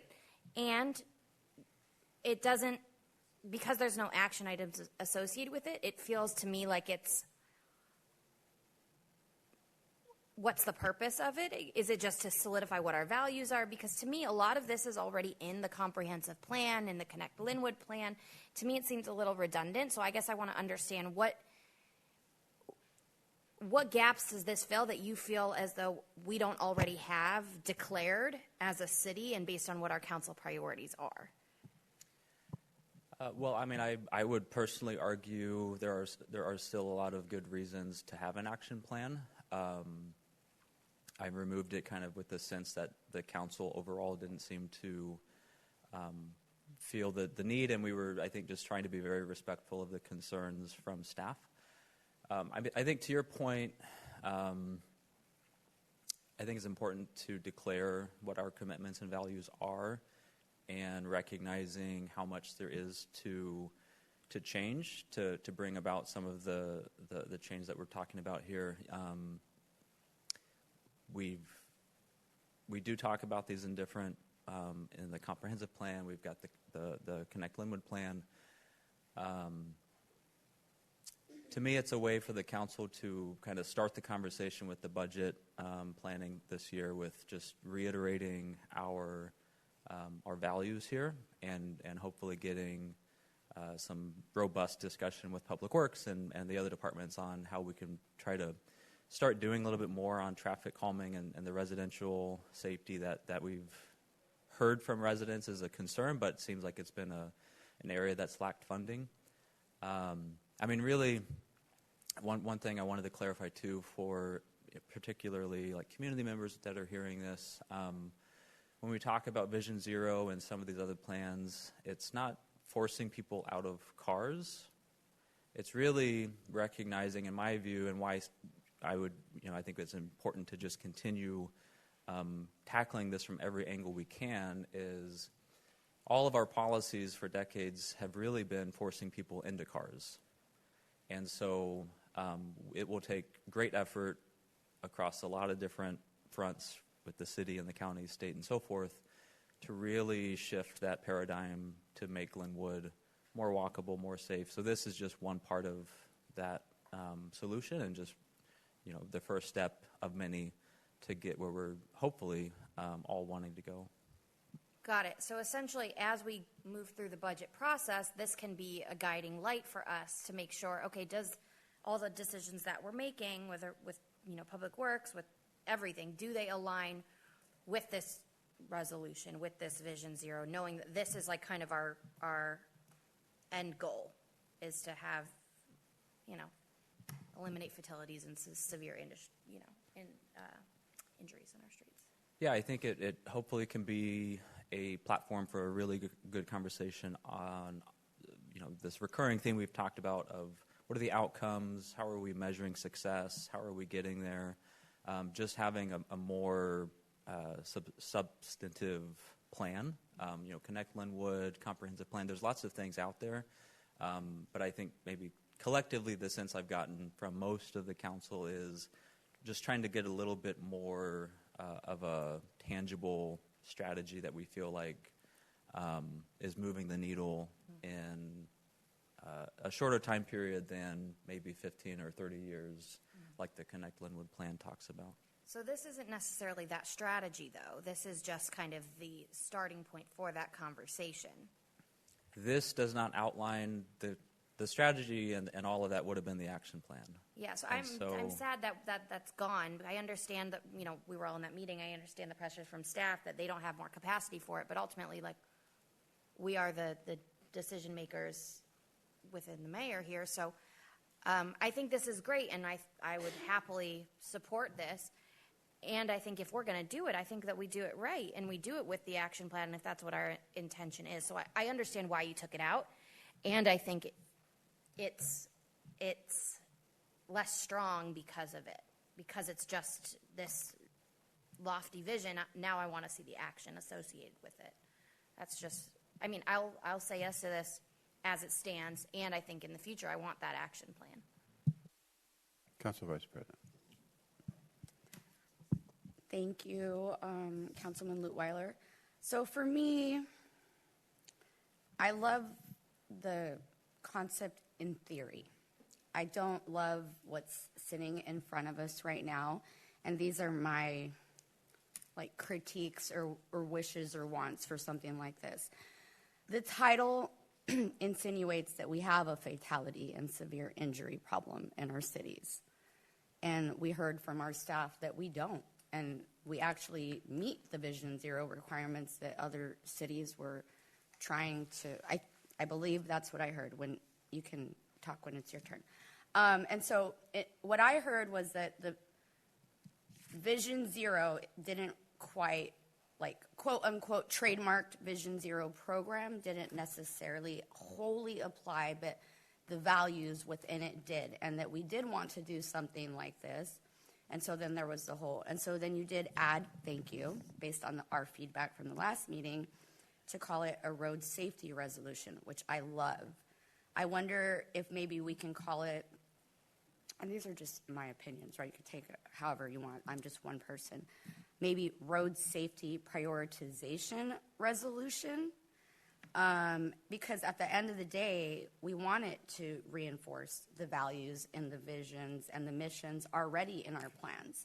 And so for me, if we are going to do a resolution that entails all this, I would, one, like to wipe away the trademark of the program of Vision Zero, and maybe, and this is a lot of work, and maybe we get a task group to make this something more substantive that really does call out, whereas in Lynnwood Connect, we will do blah, blah, blah, blah. Maybe this is where we go back and revisit those 3 to 4 plans and pull out what is important to us within those values and missions and re-identify them here, so that we do have a road safety kind of prioritization resolution that isn't an action item. Because at the end of the day, we can't, nor do we have the ability at this juncture to tell our departments what to do. That is where kind of, honestly, the budgetary levers come into place later on fiscally, when we start understanding more of what we have, what we don't have, what's important, and what these consultants have them technically decided what's at high priority technically, not just, you know what I mean? And so I feel like we have an opportunity here. I love this. I just, what did they tell me when I was doing mine? It's not prime time ready. I think that we have an opportunity to really revisit our other plans and literally take out what we said we were going to do already and call them out here as our new, what you want it to be. And then I think it really does, check and in a meaningful way what you want it to, I think what we all want it to envision, without going to the whole Vision Zero thing, because it is more than Vision Zero, and you've said that also. It's all the departments, right? So that's just my thoughts on this entire I like it. I like the idea of it. I like us putting out resolutions that back up what we want to be doing as a city and as a council. And the reason we did back away from the action plan is because we don't know where we're at yet, and we can't be giving directive, but we can be revisiting our own stuff. And so that's kind of my opinion for now on this. Thank you. I think there's a discussion going on. I'll just be brief. There are deaths on our city's streets, and then if you factor in Highway 99 and I-5, which obviously go beyond what the city can influence on its own, then there are significantly more deaths. And then obviously, as it mentions in the first part, there's also the consideration about seriously injured, and there are, I think, double-digit serious injuries that occur on our city streets. And I would argue, I don't think there's a city in America that Vision Zero doesn't apply to. I mean, you look at what's laid out here in the resolution, and what part of that do we not think fits with what we would hope to build for the Lynnwood community? But I did want to clarify, and then I'll pass it on, that there are fatalities, and then even if we didn't have any fatalities, there are still serious injuries that occur. And then also, just to kind of reiterate, as the city grows in population and as we densify and as we try to create more places to go, third spaces, placemaking, outdoor concerts, we talk about we want all these cool places to go. I think the other part of that is, can people safely get to those places without needing a car or without needing a parent to drive them there? But I'll leave it at that. Council President. Thank you, Mayor. Thank you to everyone who's participated in the conversation so far. We do want to hear from those of you who haven't yet. I just want to make sure, especially on these council-led initiatives, which are a lot of work, as some of you know who have done these so far, we really want to hear from you. So if everyone could just take a turn speaking up and just saying your opinion, even if it's neutral, that's totally fine. I do want to say I chewed on this a little bit over the past couple weeks, and I really don't like the idea of passing this without some sort of mechanism for action. And to some of y'all's point, I think some of the things you're reaching for are the things that would come out of the action plan developed by staff. And it kind of brings me back to my time on the Parks Board, when we had a discussion about levels of service and what that word meant, or what that phrase meant in the department. When they would come to council, they would ask the council, what level of service do you want us to meet? Here's how much it would cost to hit that level of service. During the pandemic, one of the metrics that I remember them talking about was, how many inches of grass do you want it to grow, like in the parks? Do you want us to mow every 2 weeks, every month? What level of service do you want? And this is, in a way, getting our department heads together to discuss about this as a not just a public safety issue, not just a DBS issue, planning, not just public works, but as a level of service for our community. What do we want to try to achieve, and how do we align the dollars and those capital projects with trying to decrease serious injury? What can we do when we put all the heads together to enforce it? And it's not that they're not doing that in their own departments, and to my understanding, the departments are working really well together when they're brought together. I think the main issue in our last conversation was just the staff bandwidth at this time. And so I would honestly like to see, if not just in the resolution next week, if we decide to bring it forward, but at least as an amendment to it, the opportunity to maybe just bring the action plan back in, but increase the length of time. Maybe this is something that we prep for our next biennium budget. And so instead of a 12-month timeline, you put a 24-month timeline in there, just something to give a little bit more breathing room to staff. I do think that's important. I don't just like passing a bunch of words on paper because we can ignore it if we want to, and we might have to, in the case of some budgetary pressures, to the VP's point. So I would like to see something more added to this. It sounds like at least a couple of us are interested in that approach. I would like to hear from the rest of our cohort here, and I'll kind of leave it at that for now. Councilmember Owens. I'll speak in favor of this, and only because I feel like Councilmember Lutweiler came forward with all this, and it kind of got shot down. And I'd rather see something than just see it dead in the water, so that way it's continuing to be on the forefront. So I kind of understand what he's doing here. So that's kind of where I stand on it. Councilmember Wright. Thank you, Mayor. Thank you, Councilmember Lutweiler. I kind of agree with what you're saying. I like the resolution, but I like to always see action behind it. there are systems that are put in place to prevent injuries. They do that all the time with the state, with cities. We know that injuries will happen. It's trying to mitigate these injuries so they're not as bad. I think that the two need to go together.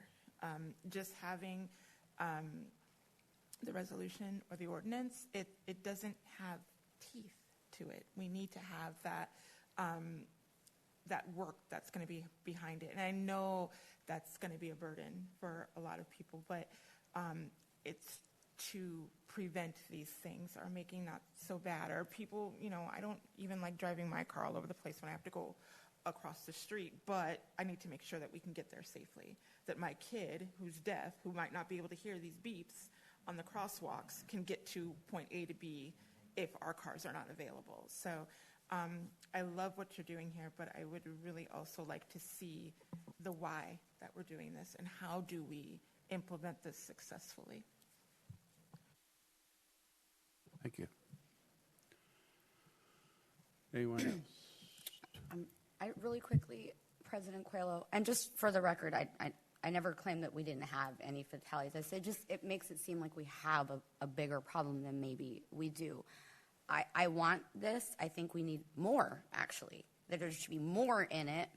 And then as far as your request for actionable, and this is just a question, conversation, how granular should we be? Something as simple as whereas, rather than Vision Zero recognizes, whereas City of Lynnwood recognizes, or something like that.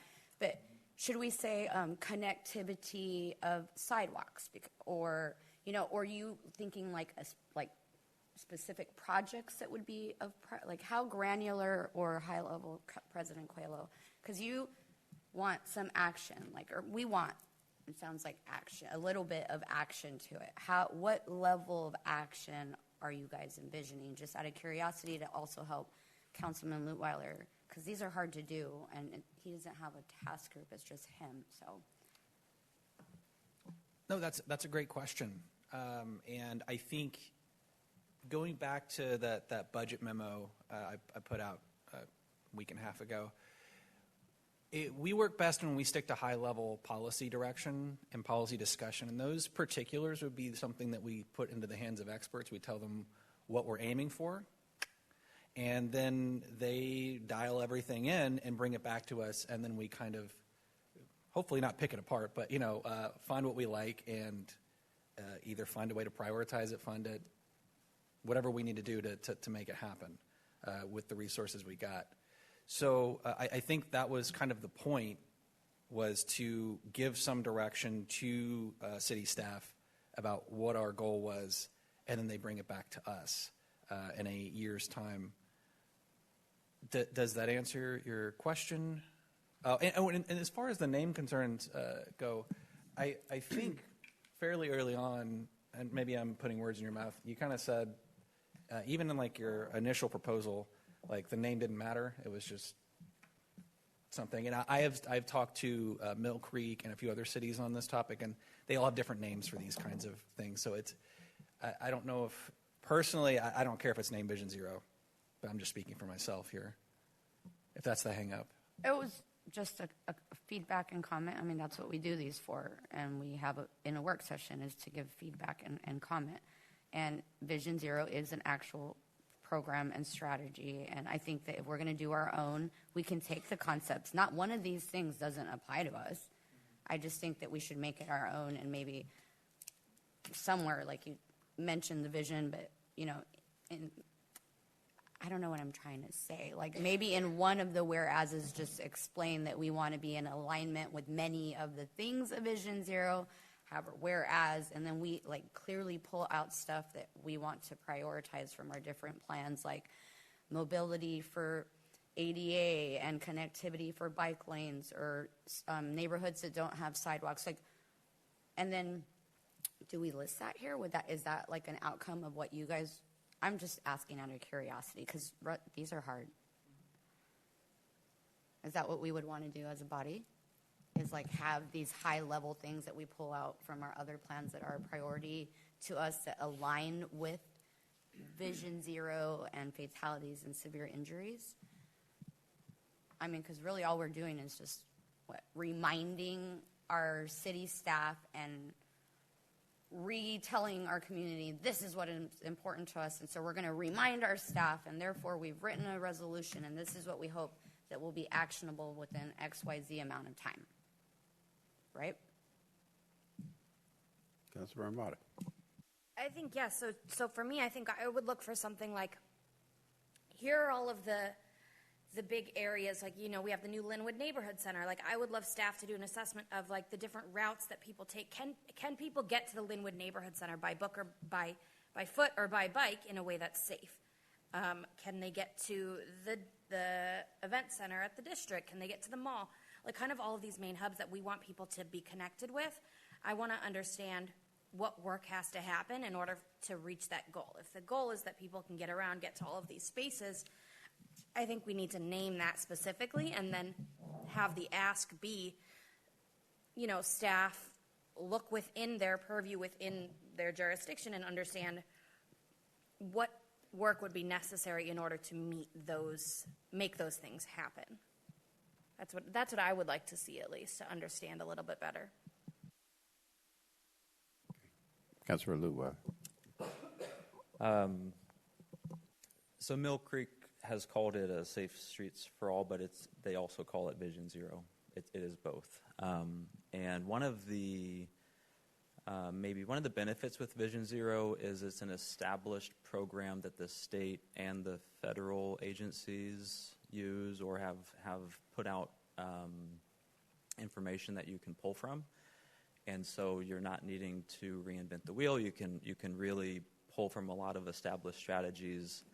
And I think to some of the stuff like Councilmember Ramada's with her point of looking at areas of concern or access, like I think that gets to some of the strategies that the action plan that's what it's all about, is looking at safety, looking at equity, underserved areas, looking at the stakeholder engagement that we have of who's in the room with not just with city departments, but community organizations to make sure that you've got that representation. So, I mean, I think we all have a lot of shared values on this, and it's hard sometimes to articulate exactly what that means or how do we go about it. And like I said, that's where I thought Vision Zero gives you that existing framework to help have that conversation. I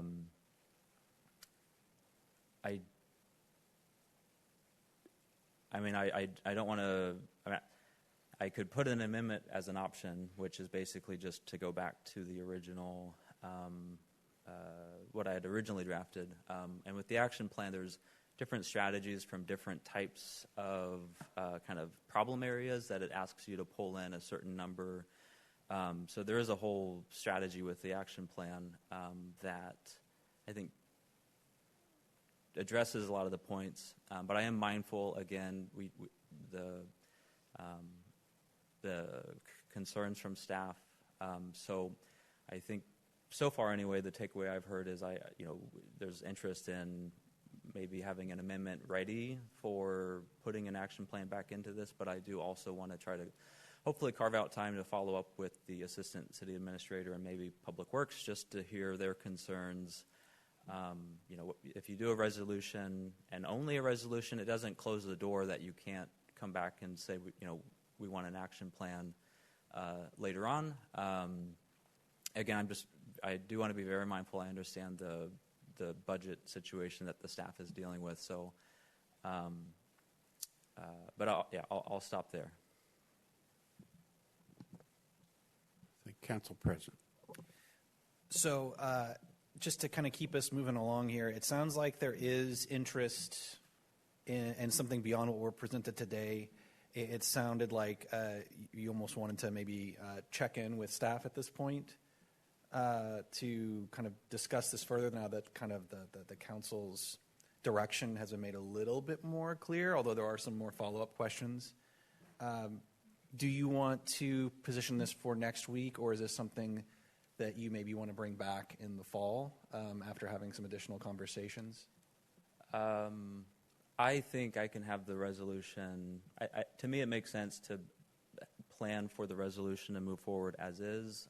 I can go back and putting together a proposed amendment would be easy because it's a lot of it's already there.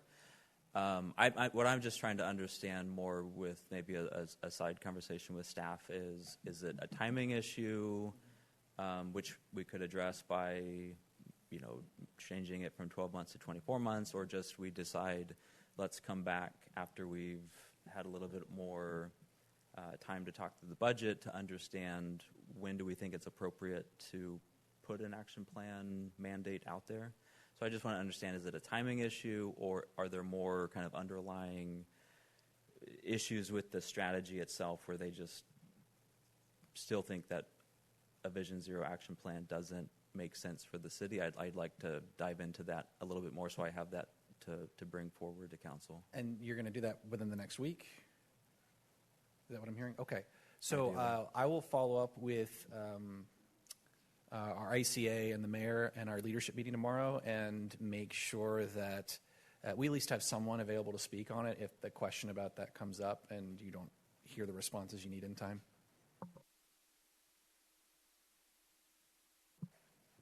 Council Vice President. Why is there a reason that we're kind of rushing it and also putting in, just adding what was there before? We had already kind of discussed that and it wasn't quite sufficient, so just adding it back, I would want to see it in another work session before finalized and have staff have a little bit of input. And even if we put a timeline on it, President Coelho, my concern is this is still a biennial budget, and no matter what we do or say, this triggers them to reprioritize what they were going to do or what they were already planning, and maybe not for this budget, but maybe for next year's budget. So this still has budgetary implications. I don't know why we're rushing it. I would rather it come forth in another work session with another draft and the action plans. And honestly, myself, I would like it to be a little bit with, like Councilman Wright said, teeth. If we're going to do this, let's do it right. Let's not rush it, and let's put in some actionable, high-level items that are coming from our plans that we can hold ourselves accountable to. That's all I have to say with that. Councilmember Lynnwood. I do think it would be helpful to get this kind of feedback when it was brought forward the first time. That would help us work a little bit more effectively. And again, I would argue, look at the resolution, and if we're not already doing this in some manner, at least like from a philosophical standpoint or a value standpoint, if we're not striving for zero deaths, like what is the acceptable number of deaths that we are striving for? There's some of this stuff I don't understand how this would conflict with our core values.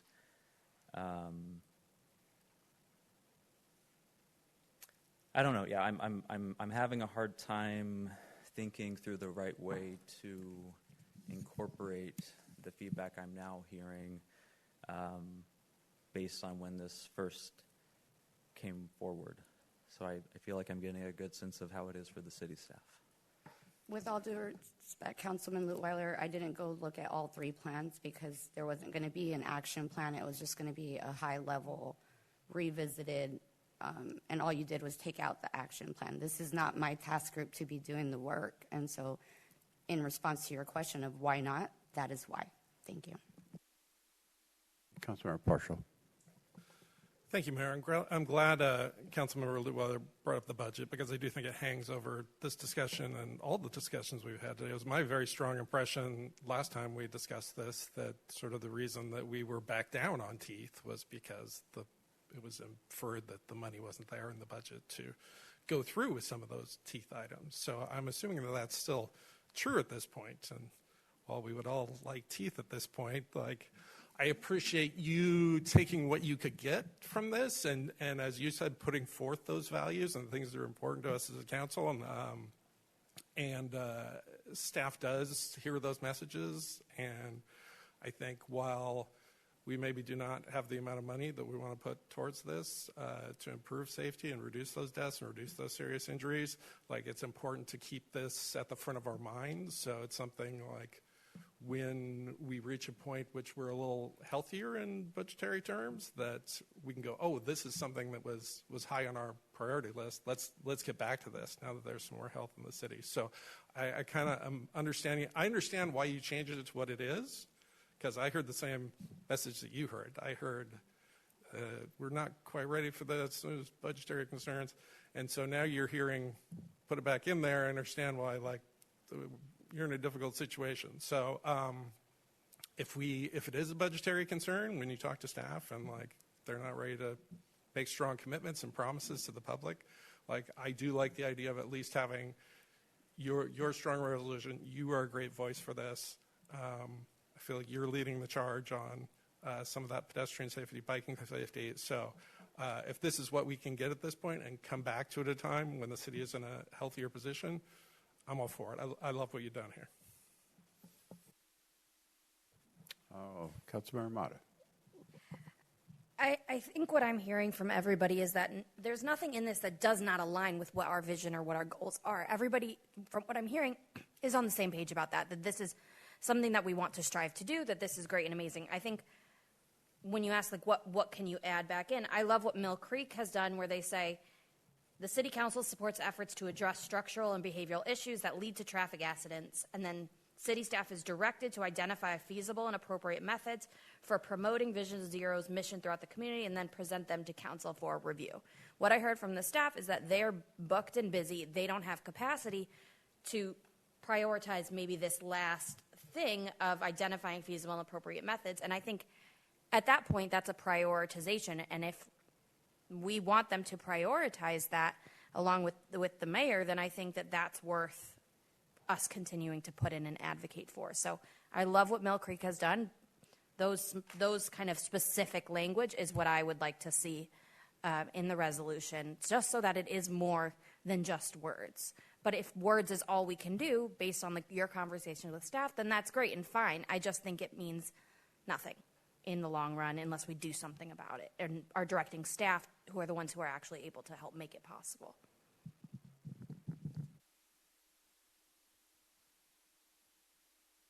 Okay.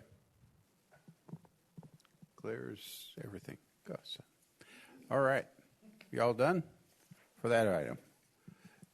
Then we'll go to item 6C, discussion of a county public safety sales tax. Thank you, Mayor. Do you want me to go ahead and just lead the discussion then? Sure. Great. It is my name.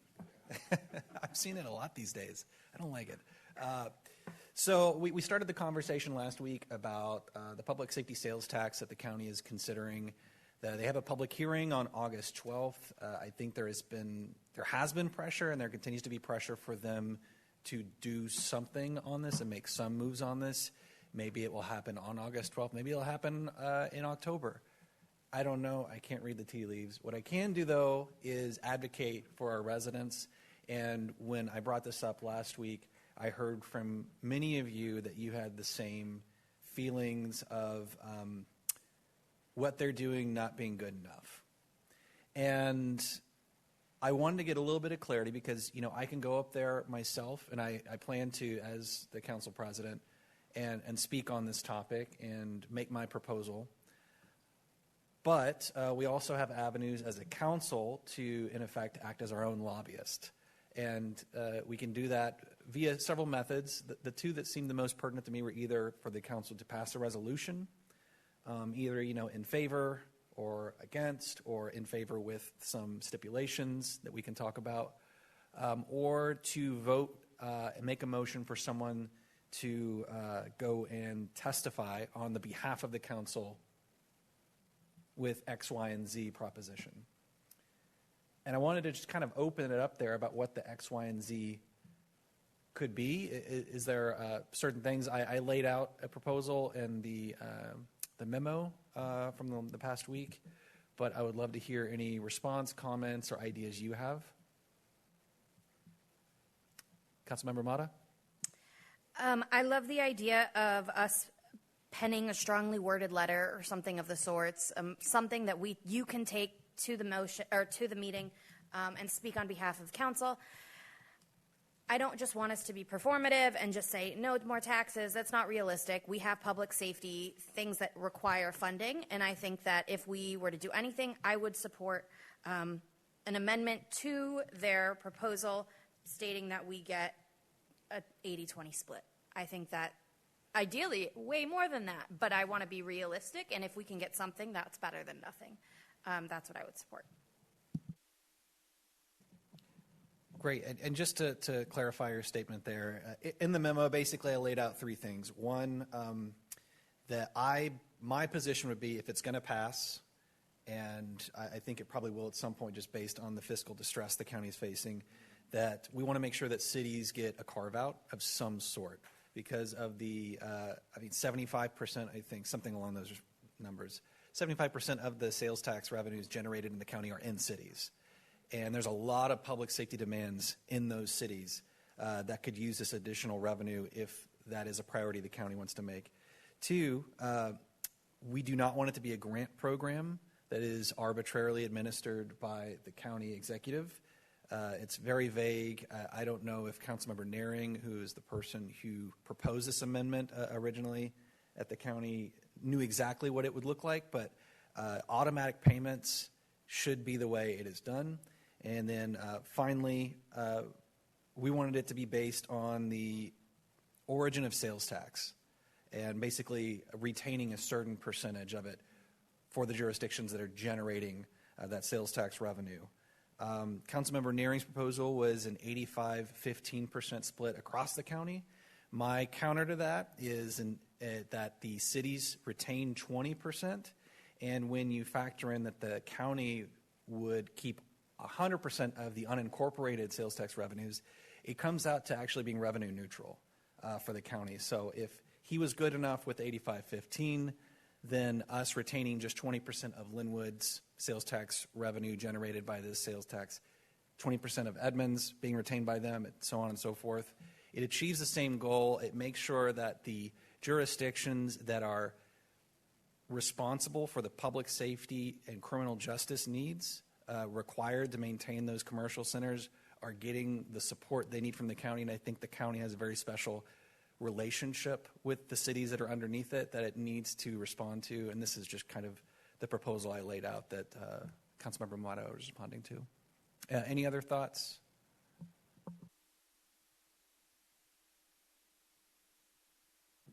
I'm only speaking in support of it. I actually liked it as I read it. And I like how it's designed city by city based off of what we produce here. So that way, if we produce more, then obviously we're going to get more because it's every city. So I just speak in support. So. Anything else? I also speak in support. I was okay with his percentage, but if you mathed it, I was curious how, but you just explained it all. If it pencils out and we can get that, let's do it.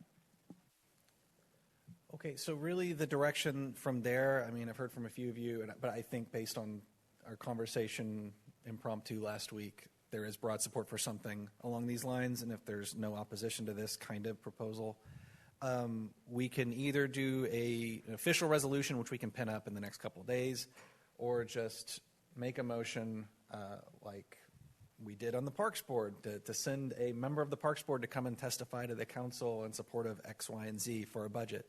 Doing the same kind of thing here? Okay, great. Well, if there's no opposition, then we'll draft something up for next week and vote on it. Great. Okay. So I'd like to inform the council of an email that the county executive Dave Summers sent out just before this meeting. And it went to all the mayors. And I'll send the whole thing to you. But the gist of it is, he says, I'm reaching out to provide some information I hope will be helpful regarding the proposed Justice Fund that the Snohomish County Council will consider on August 12th. Snohomish County is a regional service provider, and we do not recover costs in full or in some cases even in part from cities for many of the services that are provided to city residents. As cities, you may opt to enact your own public safety enhancement sales tax to fund your law and justice services. That would not be a duplicate of the county's proposal. While we are fortunate to have strong partnerships in a variety of areas, we are still separate government entities with separate but related law and justice structures. County-specific services are vital for the safety and well-being of the people who live, work, and play in your cities. So you get the gist of where the county executive is coming from. He doesn't want to share. Keep reading. It goes on. And he does list probably, that I can't, it's not a smart screen, is it? I'll send it to you. But it's an argument against any type of amendment. At all? No sharing. Zero. Oof. Yeah. I appreciate the executive's take on this, and unfortunately he doesn't get a vote, but it'll be interesting to see what pans out amongst the county council. I think to Councilmember Partial's point at our last meeting, there are vital services that the county does perform, and I think an 80-20 split is a really, really fair offer, and I think it's being very generous with them. But that is my opinion. If the council believes it is so as well, we can make a motion next week. No, I just wanted to let you know what had just come out. In our write-up, we should say, but we'll take anything. Also, no, I mean, no. What if it's 60? What if it's 10%? We wouldn't take 10 or 5, 3, 1, nothing. It's our 15 or 20. Negotiate later. Okay. I just didn't know if we wanted to throw in a little plug of this is what we would hope for, but we would take anything. Thanks. No? Okay. Just asking. I'm going to just kind of reiterate something I heard from our state lobbyist recently. She said that before you go and lobby your legislators, get your stuff together. Get your message clean, come at it from a very joint point of view.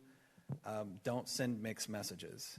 And so I think we just come in, and to be fair, I don't know if they're even going to consider it at all, but I would feel like we'd be remiss if we didn't make our pitch. And if the most tax-averse county council member is throwing out an amendment like this, then I say we kind of push it a little bit. Let's make our business case then. All right, very good. No more discussion on that, so let's go to item 6F, which is a discussion on annexation. And again, Council President Coelho. It's me again. Hey.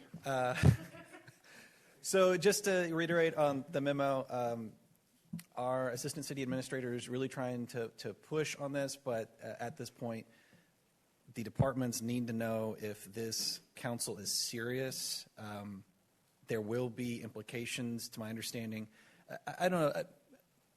ACA, Harold, did you want to come up to the microphone just briefly and explain what you need from us just so we can provide you that clarity? So I know you've heard a lot about, some of the pros and cons around annexation. The real key is that, staff have been putting in some time around it. You've heard from a lot of staff over the course of the last year. We are at the point where the sales tax that we would be eligible for expires, our ability to apply for that expires in June of 2028. It takes about 21 months in order to, give or take, it takes about 21 months in order to be able to potentially explore and go through all of the paperwork and have an annexation plan. Leading up to that 21 months, so give and take, we're 23 months away from the deadline. If we miss the opportunity to take advantage of that state sales tax benefit, we really lose a lot in that moment. We would have to undergo a study in order to see what the impacts of an annexation would be. So that study, give or take, let's say that's between $100,000 and $150,000. The information that you would get from a study would tell you what the costs are and what the benefits are. They would tell you like levels of infrastructure and all of those other sorts of things. We're at a point where all of the information that we can intuit, that we can research is there. And if we wait much longer, like in an ideal world, we could wait until we say finish the budget and go, do we have money for a study to put in, yes or no? Because of that 21-month window, in order to be able to take advantage of that sales tax benefit, and that sales tax benefit is significant, right? 0.2%. We all know that that's a really significant amount of money. If we lose that access to that money, then it really doesn't pencil out, which is why the state gave that incentive for people to do it. We've talked to the state. We've talked to the original sponsor of that bill. We kind of gave the COVID, like, hey, COVID happened. And they're like, no, this bill passed after COVID. You can't use COVID as an excuse. So they're not inclined to extend the sales tax because this bill came forward after COVID was a thing. And so there's this, period for staff, which is we are already going to be racing the clock if there's anything in there that we want. And then there are pros and cons. But this is also about the vision for council, because if the vision from council is, I remember when Lynnwood was smaller and that's what I want to protect, then staff will just stop. Because there are two different visions for Lynnwood. Where we are right now is not financially sustainable. We cannot afford to be in the middle because it doesn't bring in enough revenue. So we either have to be bigger or we have to be smaller. And so that's really what we need to hear from you as council, which is, do we want to go back to being smaller? And that is, there's no judgment there. It's just your decision, right? That is an option, to have smaller government and to, meet minimum needs.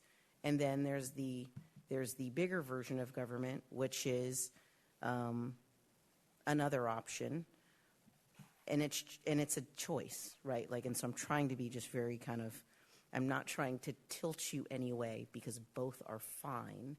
But as council members, what is the vision that you have for the Lynnwood of the future? And that is going to be the direction that staff will take. Councilmember Owens first. Okay, so I personally support it. I think that we should move forward. I grew up here, do remember Lynnwood small, right? But all these places that we're talking about annexing, it wasn't until I was an adult that I didn't realize that wasn't Lynnwood already, right? So I don't think that we're overstepping, making Lynnwood into this giant city. I think we're just bringing in the people that already thought they were a part of us and making it how it should have been back when we looked into annexing before the Great Recession. Probably should have happened back then. So that's my opinion. Councilmember Mata. I hold two perspectives. I've been speaking to a lot of people. Everywhere I go, if I meet somebody who lives in unincorporated Lynnwood, unincorporated Snohomish, I ask them, would you want to be incorporated? What would you thought? And every single person I spoke to has said no. So that's valid. I want to bring that to the table, that there's at least 12 people that I've spoke to who do not want this. And I think if somebody has a Lynnwood address already, I think that they should be a part of the city. So I would support the exploration of a study. I would love to see if we could get some financial support for this study, maybe coming from the county. I understand nobody has any money, but it sounds like this is something that the state wants us to do, that the county wants us to do, but yet the financial burden rests all on us. I don't like that. So if there's a way that we can cost share in these analyses, whether if it's with Malcateo or Mill Creek or somebody else, I would support that. So I would love to see if that's a possibility. I can address that a little bit, just because it's a direct response. So the normal study would cost us probably closer to $250,000. The reason we could get a study between $100,000 and $150,000 is because Everett is already doing the study, and we would be piggybacking off of Everett's contract. So the reason that the study is costing us less than it would normally cost us is because there's a willingness with Everett to share, and they're going through it right now. We'd probably be 2 months behind Everett, but they're doing the exact same thing, and we're just looking to piggyback. The state's response to that would be, we are putting into this. That's why we gave you the 0.2%, incentive. That money is coming from the state, and that's why they put it forth to take advantage of it. I guess the question with the state would be, and we can't know this until there's a study though, does the infrastructure cost that we need does the cost to update infrastructure within all of these areas that have been previously ignored, does that equal this does it make sense financially? Because I don't think that we as a city are financially in a place where we can expand our service areas when our service areas as a whole are kind of already falling apart and need a lot of attention, a lot of capital improvement. So I just want to know if the math maths, and it sucks that it takes us $150,000 to figure it out, because then we could do the study and see that this is not a financially feasible project for us. And that sucks. So if there's, I don't know how we can figure that out, though. Councilor Lynnwood hasn't said anything yet. So. I remain in favor of it. I think there's a very compelling argument for why this is beneficial to current Lynnwood residents and why it would be beneficial to unincorporated. And I think long-term thinking is what part of why we're here for. And we've got the light rail development that's partially happening in unincorporated. We've got a lot of growth that's happening out there.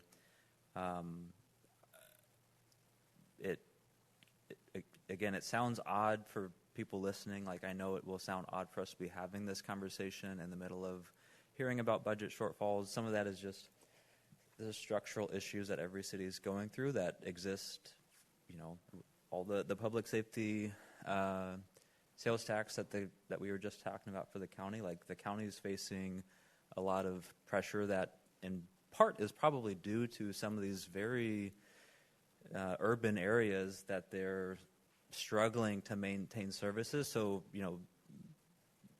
I think I won't belabor the point. I do think there's a benefit to current residents, benefit to unincorporated residents, and this does help maybe start solving some of these underlying problems that we're talking about with county inadequate funding and, what services are they providing, and is it enough for these areas that already, in a lot of ways, think they're part of Lynnwood anyway.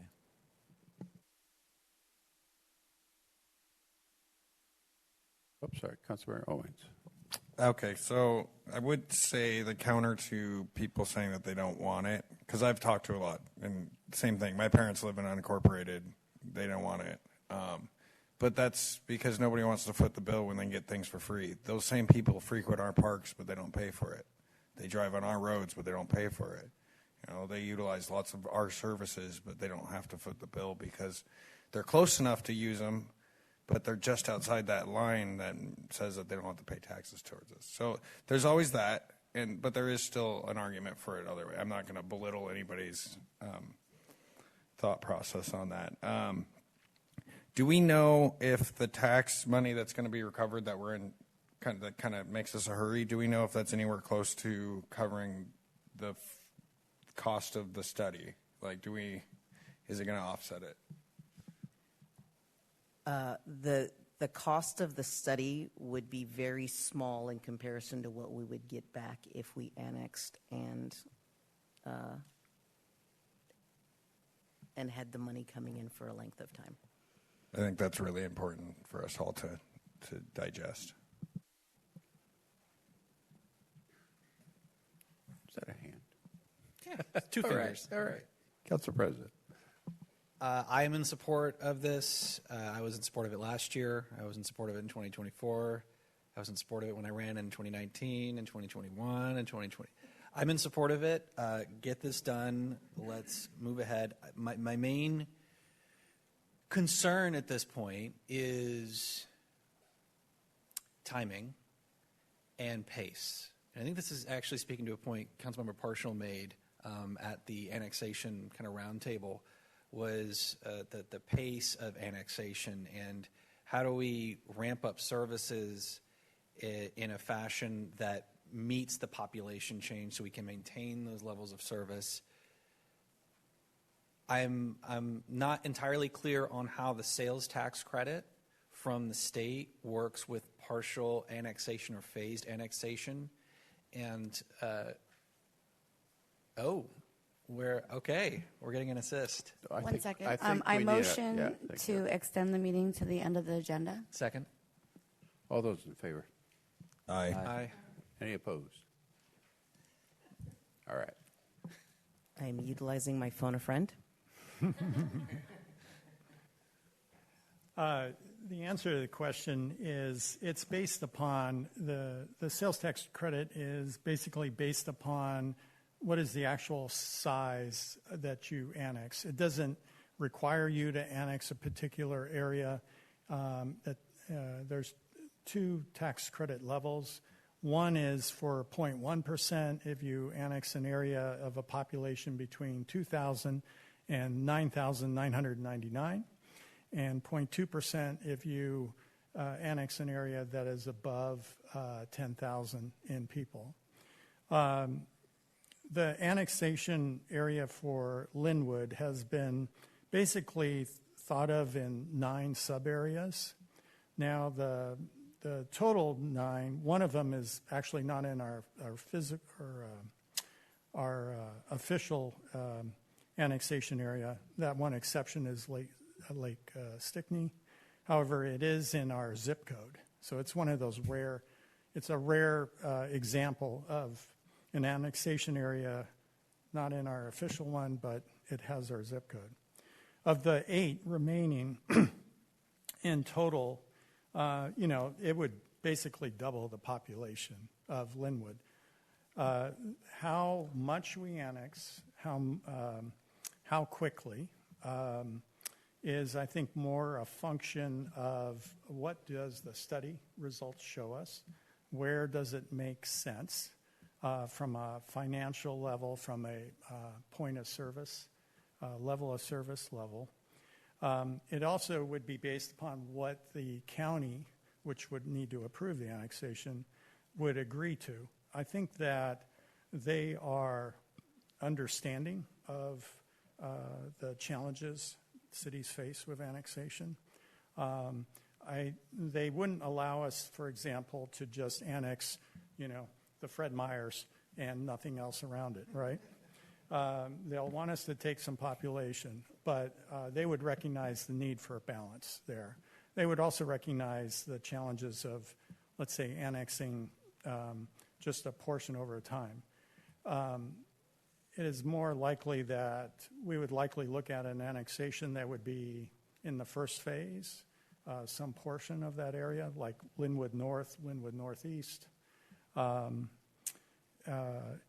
that would be what we could credibly do in a reasonable time, some sub-portion, and still qualify for the tax, credit. So just to kind of clarify my point, we begin some form of annexation. We take that chunk. We say we're going to potentially get other chunks later on, but that sales tax credit is only going to apply to that one chunk we get before 2028? In the scenario where we would only do annexation of a portion of our, what's called the MUGA, Metropolitan But if we had like a phased plan where we said, in 2027 and 8, we're going to be working on Lynnwood North and Northeast.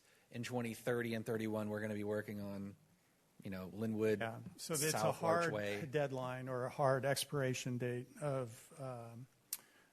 July 1 of 2028 for the sales tax credit. And just one last comment to my colleagues. One point I heard from talking to people at the AWC conference was that if we were going to try and push either an extension of the sales tax credit or some amendment to it that allows people to get grandfathered in who are demonstrating they're in the process of it, that actually demonstrating that we're in the process of annexation would lend credibility. And if we're not, then they're just going to not take us seriously, essentially. So again, I think the attempt to find cost savings, really great. I talked to the police chief the other day, and he said there's additional data he has access to now just to find the number of incidents and calls for service in these areas that was not available 10, 20 years ago. In addition to that, there's also sales tax revenue in residential areas due to the way the tax structure has worked in the state in the last 5 years that were not available 20 years ago when they were doing a study. So some of the math is going to change a little bit, and so I think there's a lot of opportunity here to your point, Councilmember Owings, to bring people who already culturally identify with Lynnwood into Lynnwood.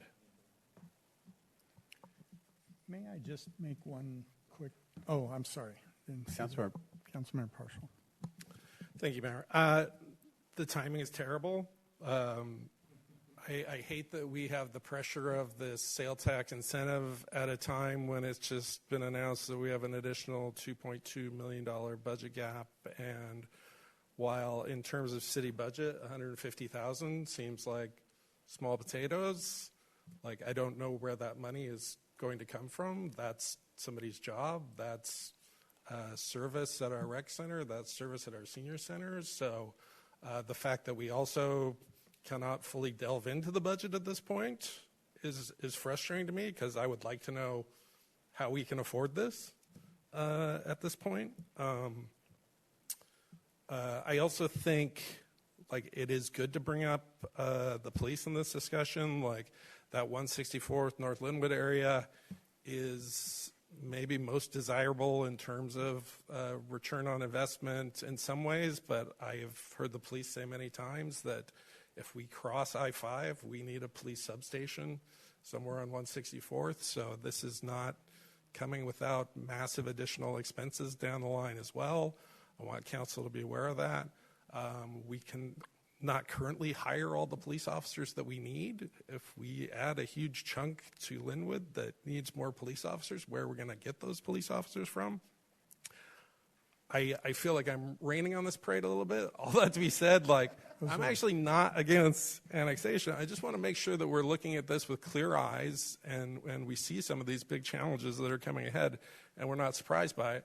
I think, unfortunately, the only way that we can make sure that we are totally not surprised is to go ahead and do this study, unfortunately. And so we're in this tough place where I don't know for sure where the money's coming from. We don't have a finance director, but we're in a bind interim finance director to move forward. Yeah. So I guess do we have because we've already heard today like some things like that we're interested in there isn't money for.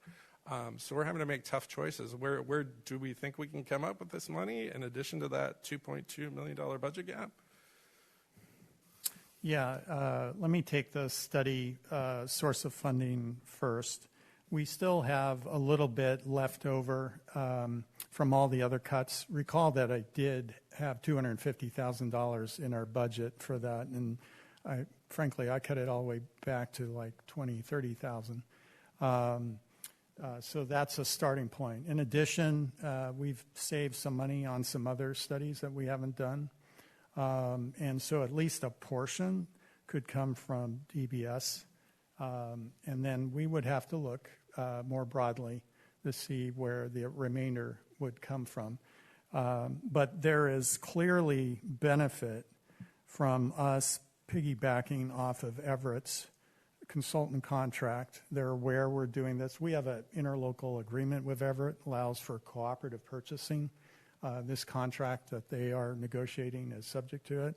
It is with Eco Northwest, Morgan Shook. Some of you may remember Morgan from his work on our tax increment financing project last year. So he certainly knows this community. He's assembled a good team. And as the police chief highlighted, we do have more easily accessible and better sets of data. But really, I wanted to come to a finer point about, this fundamental question. Well, we can barely afford what we're trying to do for our citizens today. How could we possibly afford serving others? And I'd like to put this proposition before you, one that would need to be tested by this study, which is economies of scale. I'm going to go back to the comment that Manisha made earlier about, Lynnwood small versus Lynnwood bigger. And fundamental to that observation or question is that right now, from department directors look at our budget, where we've been, what the projections are looking like, we cannot continue where we're at. So frankly, the community is going to face some reduction of services if we remain our current size. At least that's what it looks like at this point, joining other Washington cities. The annexation allows, frankly, the opportunity for us to look at our existing base of resources, staff, budget, equipment, and looking at, is there a way, along with the additional funding that comes from the annexation area, to not only keep what we have, but add a little bit more and, frankly, be in a better position to provide services not only to our existing residents, but to those residents in unincorporated Lynnwood. We don't know for sure. That's what the study's about. But talking with department directors, we see some potential for that. Certainly police see that potential. And there are creative ways to address, at least in the near term, some of that. So, for example, there may be some co-location opportunities related to police. There's also something to keep in mind when it comes to public safety and police services and unincorporated. All the cities have mutual aid agreements and also with the county. So there's only basically one officer on duty up north and unincorporated. And so our police are often called to support and reinforce that officer. And that's true also of Everett. That's also true of Mukilteo, right? There's only so much that deputy sheriff can do. And so we're already, frankly, kind of covering a little bit the public service and public safety needs in that area, as we should. That's the whole point of mutual aid.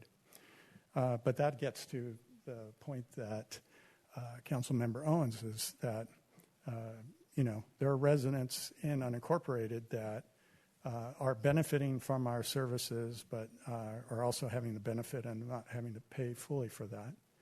I would also say to those residents, and this is an important conversation we would have to have with them in addition to our current residents, which is looking at what are the services they may gain that they don't currently have. And that's something to look at as well. So just a couple of factors related to the economics and the contradiction, the apparent contradiction of looking at it now. Director Walters, I appreciate your answers, and it's good to know that you've had the forethought to set aside at least a little bit of money to help allay some of those costs. I definitely came into this meeting with the concern that somebody could lose their job because we needed that money. Again, the services could take a hit. Yeah. And I really want to make sure that we took a good look at that, and hopefully that's going to happen. But I also realize we're in kind of a bind here, and the only way forward is to do this study. We won't have the firm answers we need, and so towards that end, I appreciate if we're going to have to do this study. I appreciate that you and ACA Herald have found as many savings as possible on this, and piggybacking with Everett is a great idea that we hadn't heard about before. I think when Community Planning Manager Almgren quoted us a price last time, it was the full $250,000. So I am mindful that we are getting some savings here also. I will just tell my anecdotal story about those Lynnwood, non-Lynnwood residents. I hear the same thing. Like they say, don't annex us. And it's because they don't want to pay our tax rate. But then in the same breath, they will go, we've got a lot of graffiti up here, and it's hard to get the police here. Well, that's because your services aren't as good as they would be if you were a part of the city of Lynnwood. So I'm always sure to mention what a good job we do providing for the people that are part of our family. So thank you for all your answers tonight. Council Vice President. Thank you. This is always an interesting topic. Councilman Partial took like most of my questions. Honestly, I was, yes, thank you very, very much. Because in consulting land and in project land, like $150,000 doesn't seem like a lot. But the first thing in my mind is that's one FTE, one full-time employee also. And so in my mind was like, also, how are we going to, so thank you for asking. I was going to ask, do we have a project in mind that we can put to the side for a year? Because there are some projects that are mostly granted, but this much comes out of the little sliver, comes out of the general fund. And so that's where kind of my brain was going on this. And then also, I am in support of this study because it will tell us, you know, I think it will help to prioritize what areas would be of most benefit and value. But I want to see Lynnwood High School, our own taxpayers, middle schoolers, and high schoolers be actually a part. You know, we already annexed a former middle school just because we know that, you know, they sought that and we wanted that. I would love to see that further go out, and that is the northeast, you know, Martha Lake section area. And so I'm in support of the study, and I think that that's the only way to find out, and especially if we have this deadline, this imminent deadline, and no extension, no phasing, no nothing. It's a hard deadline, because I think that what we will find is we can at least do one, maybe two, but for sure at least one. And so I just, more than anything, I wanted to thank you and give you my opinion on where I stand in this study. And then lastly, what was the last thing I was going to say? Sorry, I waited so long, I forgot. It had to do with, yes, of course they are. I forgot. If I remember in 2 seconds, I'll bring it back again. But no, I want to see this happen, and I think that we should do the study at minimum. Thank you. Council President. Is that the clarity you needed? I think so. Think so? Okay. So I think I hear that we are going to look for the ways to do the study, and I understand that like resources are really tight. I mean, it's literally all I work on from the moment I come in to the moment I leave every day. In the idea of Lynnwood, you know, growing or shrinking, I think the other thing that Director Walters mentioned was the economies of scale. And the real economies of scale are things like, you know, we don't need another set of directors if we add more people. Staff can cover a little bit more ground. Yes, there's going to be a minor, you know, increase of staff that we need to do some things, but you don't have to rebuild all of the infrastructure. And I know that there's this short term, how do we fill the budget in 27, 28? And there are going to be some pains in that space, but we are trying to figure out how to preserve employment opportunities for people who are in 29, 30, you know, 31, 32. So there are going to be some things that we may have to shrink in 27, 28 in order to have a more robust future beyond this next biennium. And I know it sounds a little counterintuitive, but we may have to shrink briefly in order to get to where we want to go in the future. And it's just, you know, we grew a little bit faster than our funds. I also want to say I still am, one of your residents of the unincorporated Muga area.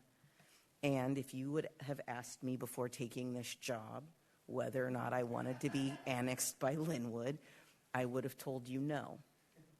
But I will tell you that, I mean, that's the other part of our job. We have to get this study back, and we have to communicate to those people in the unincorporated area because they don't understand the value of being a part of the city.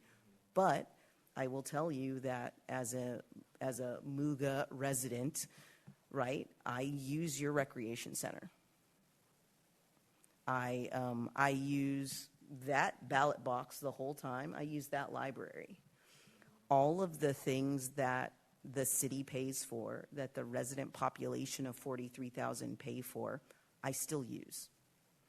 And the question is whether or not there is the additional benefit to then being a part of Lynnwood. And I'll tell you, there are parts of there are benefits, right? Everything that this city does still impacts me. I just don't have a vote on it. Everything that happens here still impacts everybody in the areas within our MUGA, but they don't have a say.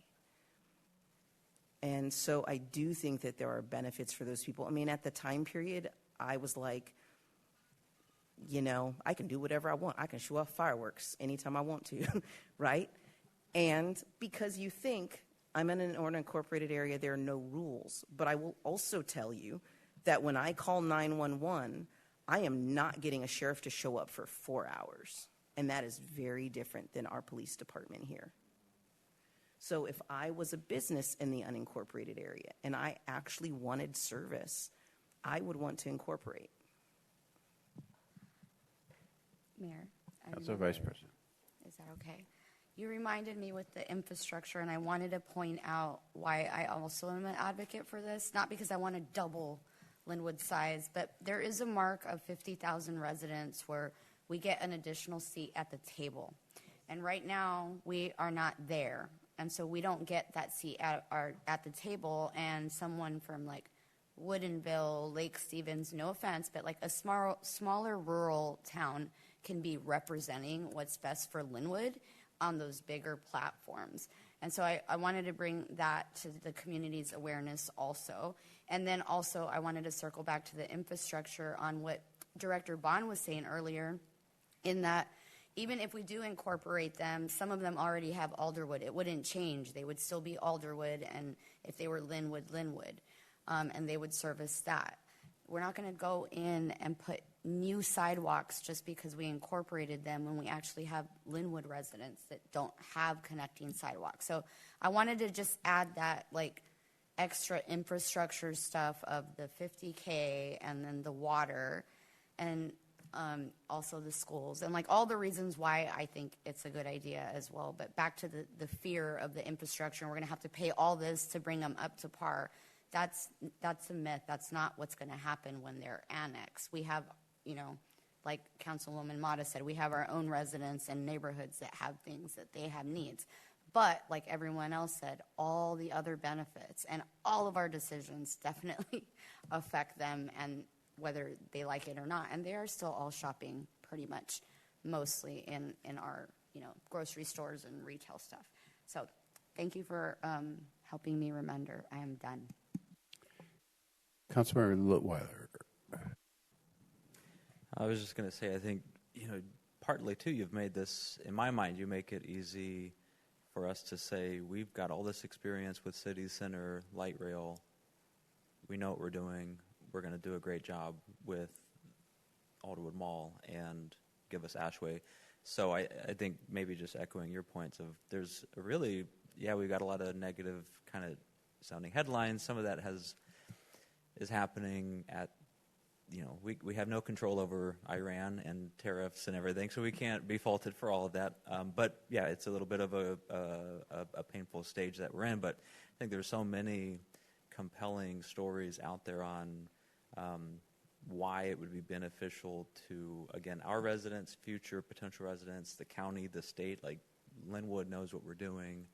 And then also I just was going to echo or just, you know, regarding the public safety aspect, you know, there is that consideration of if you've got one sheriff or you've got just very sparse coverage, how is that negatively impacting the city of Lynnwood? And we can, and you know, correlation, causation, whatever, but you know, you can point to some of the recent shootings that happened at the Starbucks, at Meadowdale Park, and you know, along there. There's been a lot happening that, coincidence or not, is right at the border, or in some cases starts in unincorporated and then it comes down into the city. So maybe we're going way too into the weeds or going too far beyond what you were wanting to get out of us.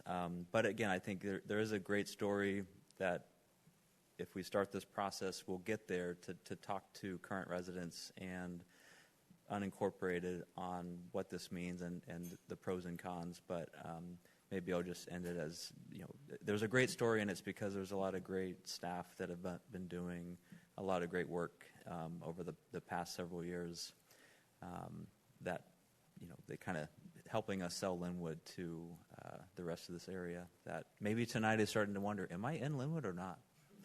And we need to direct them to our special webpage that we have specifically for Do I Live in Lynnwood? All right. Okay. Yeah, Councilmember Wright. So I always like to go last because most people just say everything I have on my list anyway. But I was looking at the pros and cons, and a lot of them you had mentioned, your voting rights. There's that autonomy of being in a rural area that you're not following the rules, that sort of thing. My big thing was infrastructure.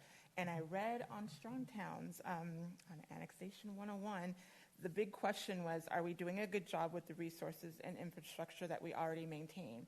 And we've had examples where we already have good infrastructure that we don't have to build anything more. A lot of my mind, because I used to live in unincorporated when I first moved into Lynnwood, is it going to be a lot of upfront costs? Are the costs going to be super long term because we're trying to build and repair and maintain what we already have? I think I'm really in favor of the study so we can actually see what we're working with. I'm in favor of annexation too, but I've had all these little questions up on my mind. So I definitely would like to see the study and how we could, there's no way that we can stay small. Like you said, we can stay small for a moment, but that's just not realistic. We won't survive that if we still try to have this small mind about it. But good conversation, and I hope that we could proceed forward. Great.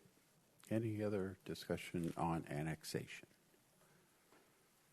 Thank you. All right. Very good. Good discussion. I think we have an idea of how to move forward.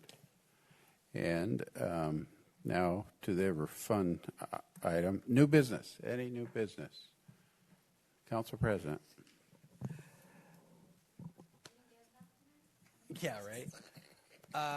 So I heard a comment from one of you recently about our Lynnwood Farmers Market that we haven't heard much noise from it lately. Is it dead? Like, what's going on with it? And I just wanted to give a brief update. I have met with the market manager, Sarah Frost. She's a wonderful individual. I have high expectations. And I just got word from tourism manager Ryan Bush that she has filed her permit application with Sound Transit for the space for next year. So the process is underway, and she has a presentation ready to bring to us. So I'm going to be reaching out to her and arranging a time for her to present her vision to the council. So look forward to that. Very good. Any other new business? Good. So we have no exec session, so we are adjourned at 9:25.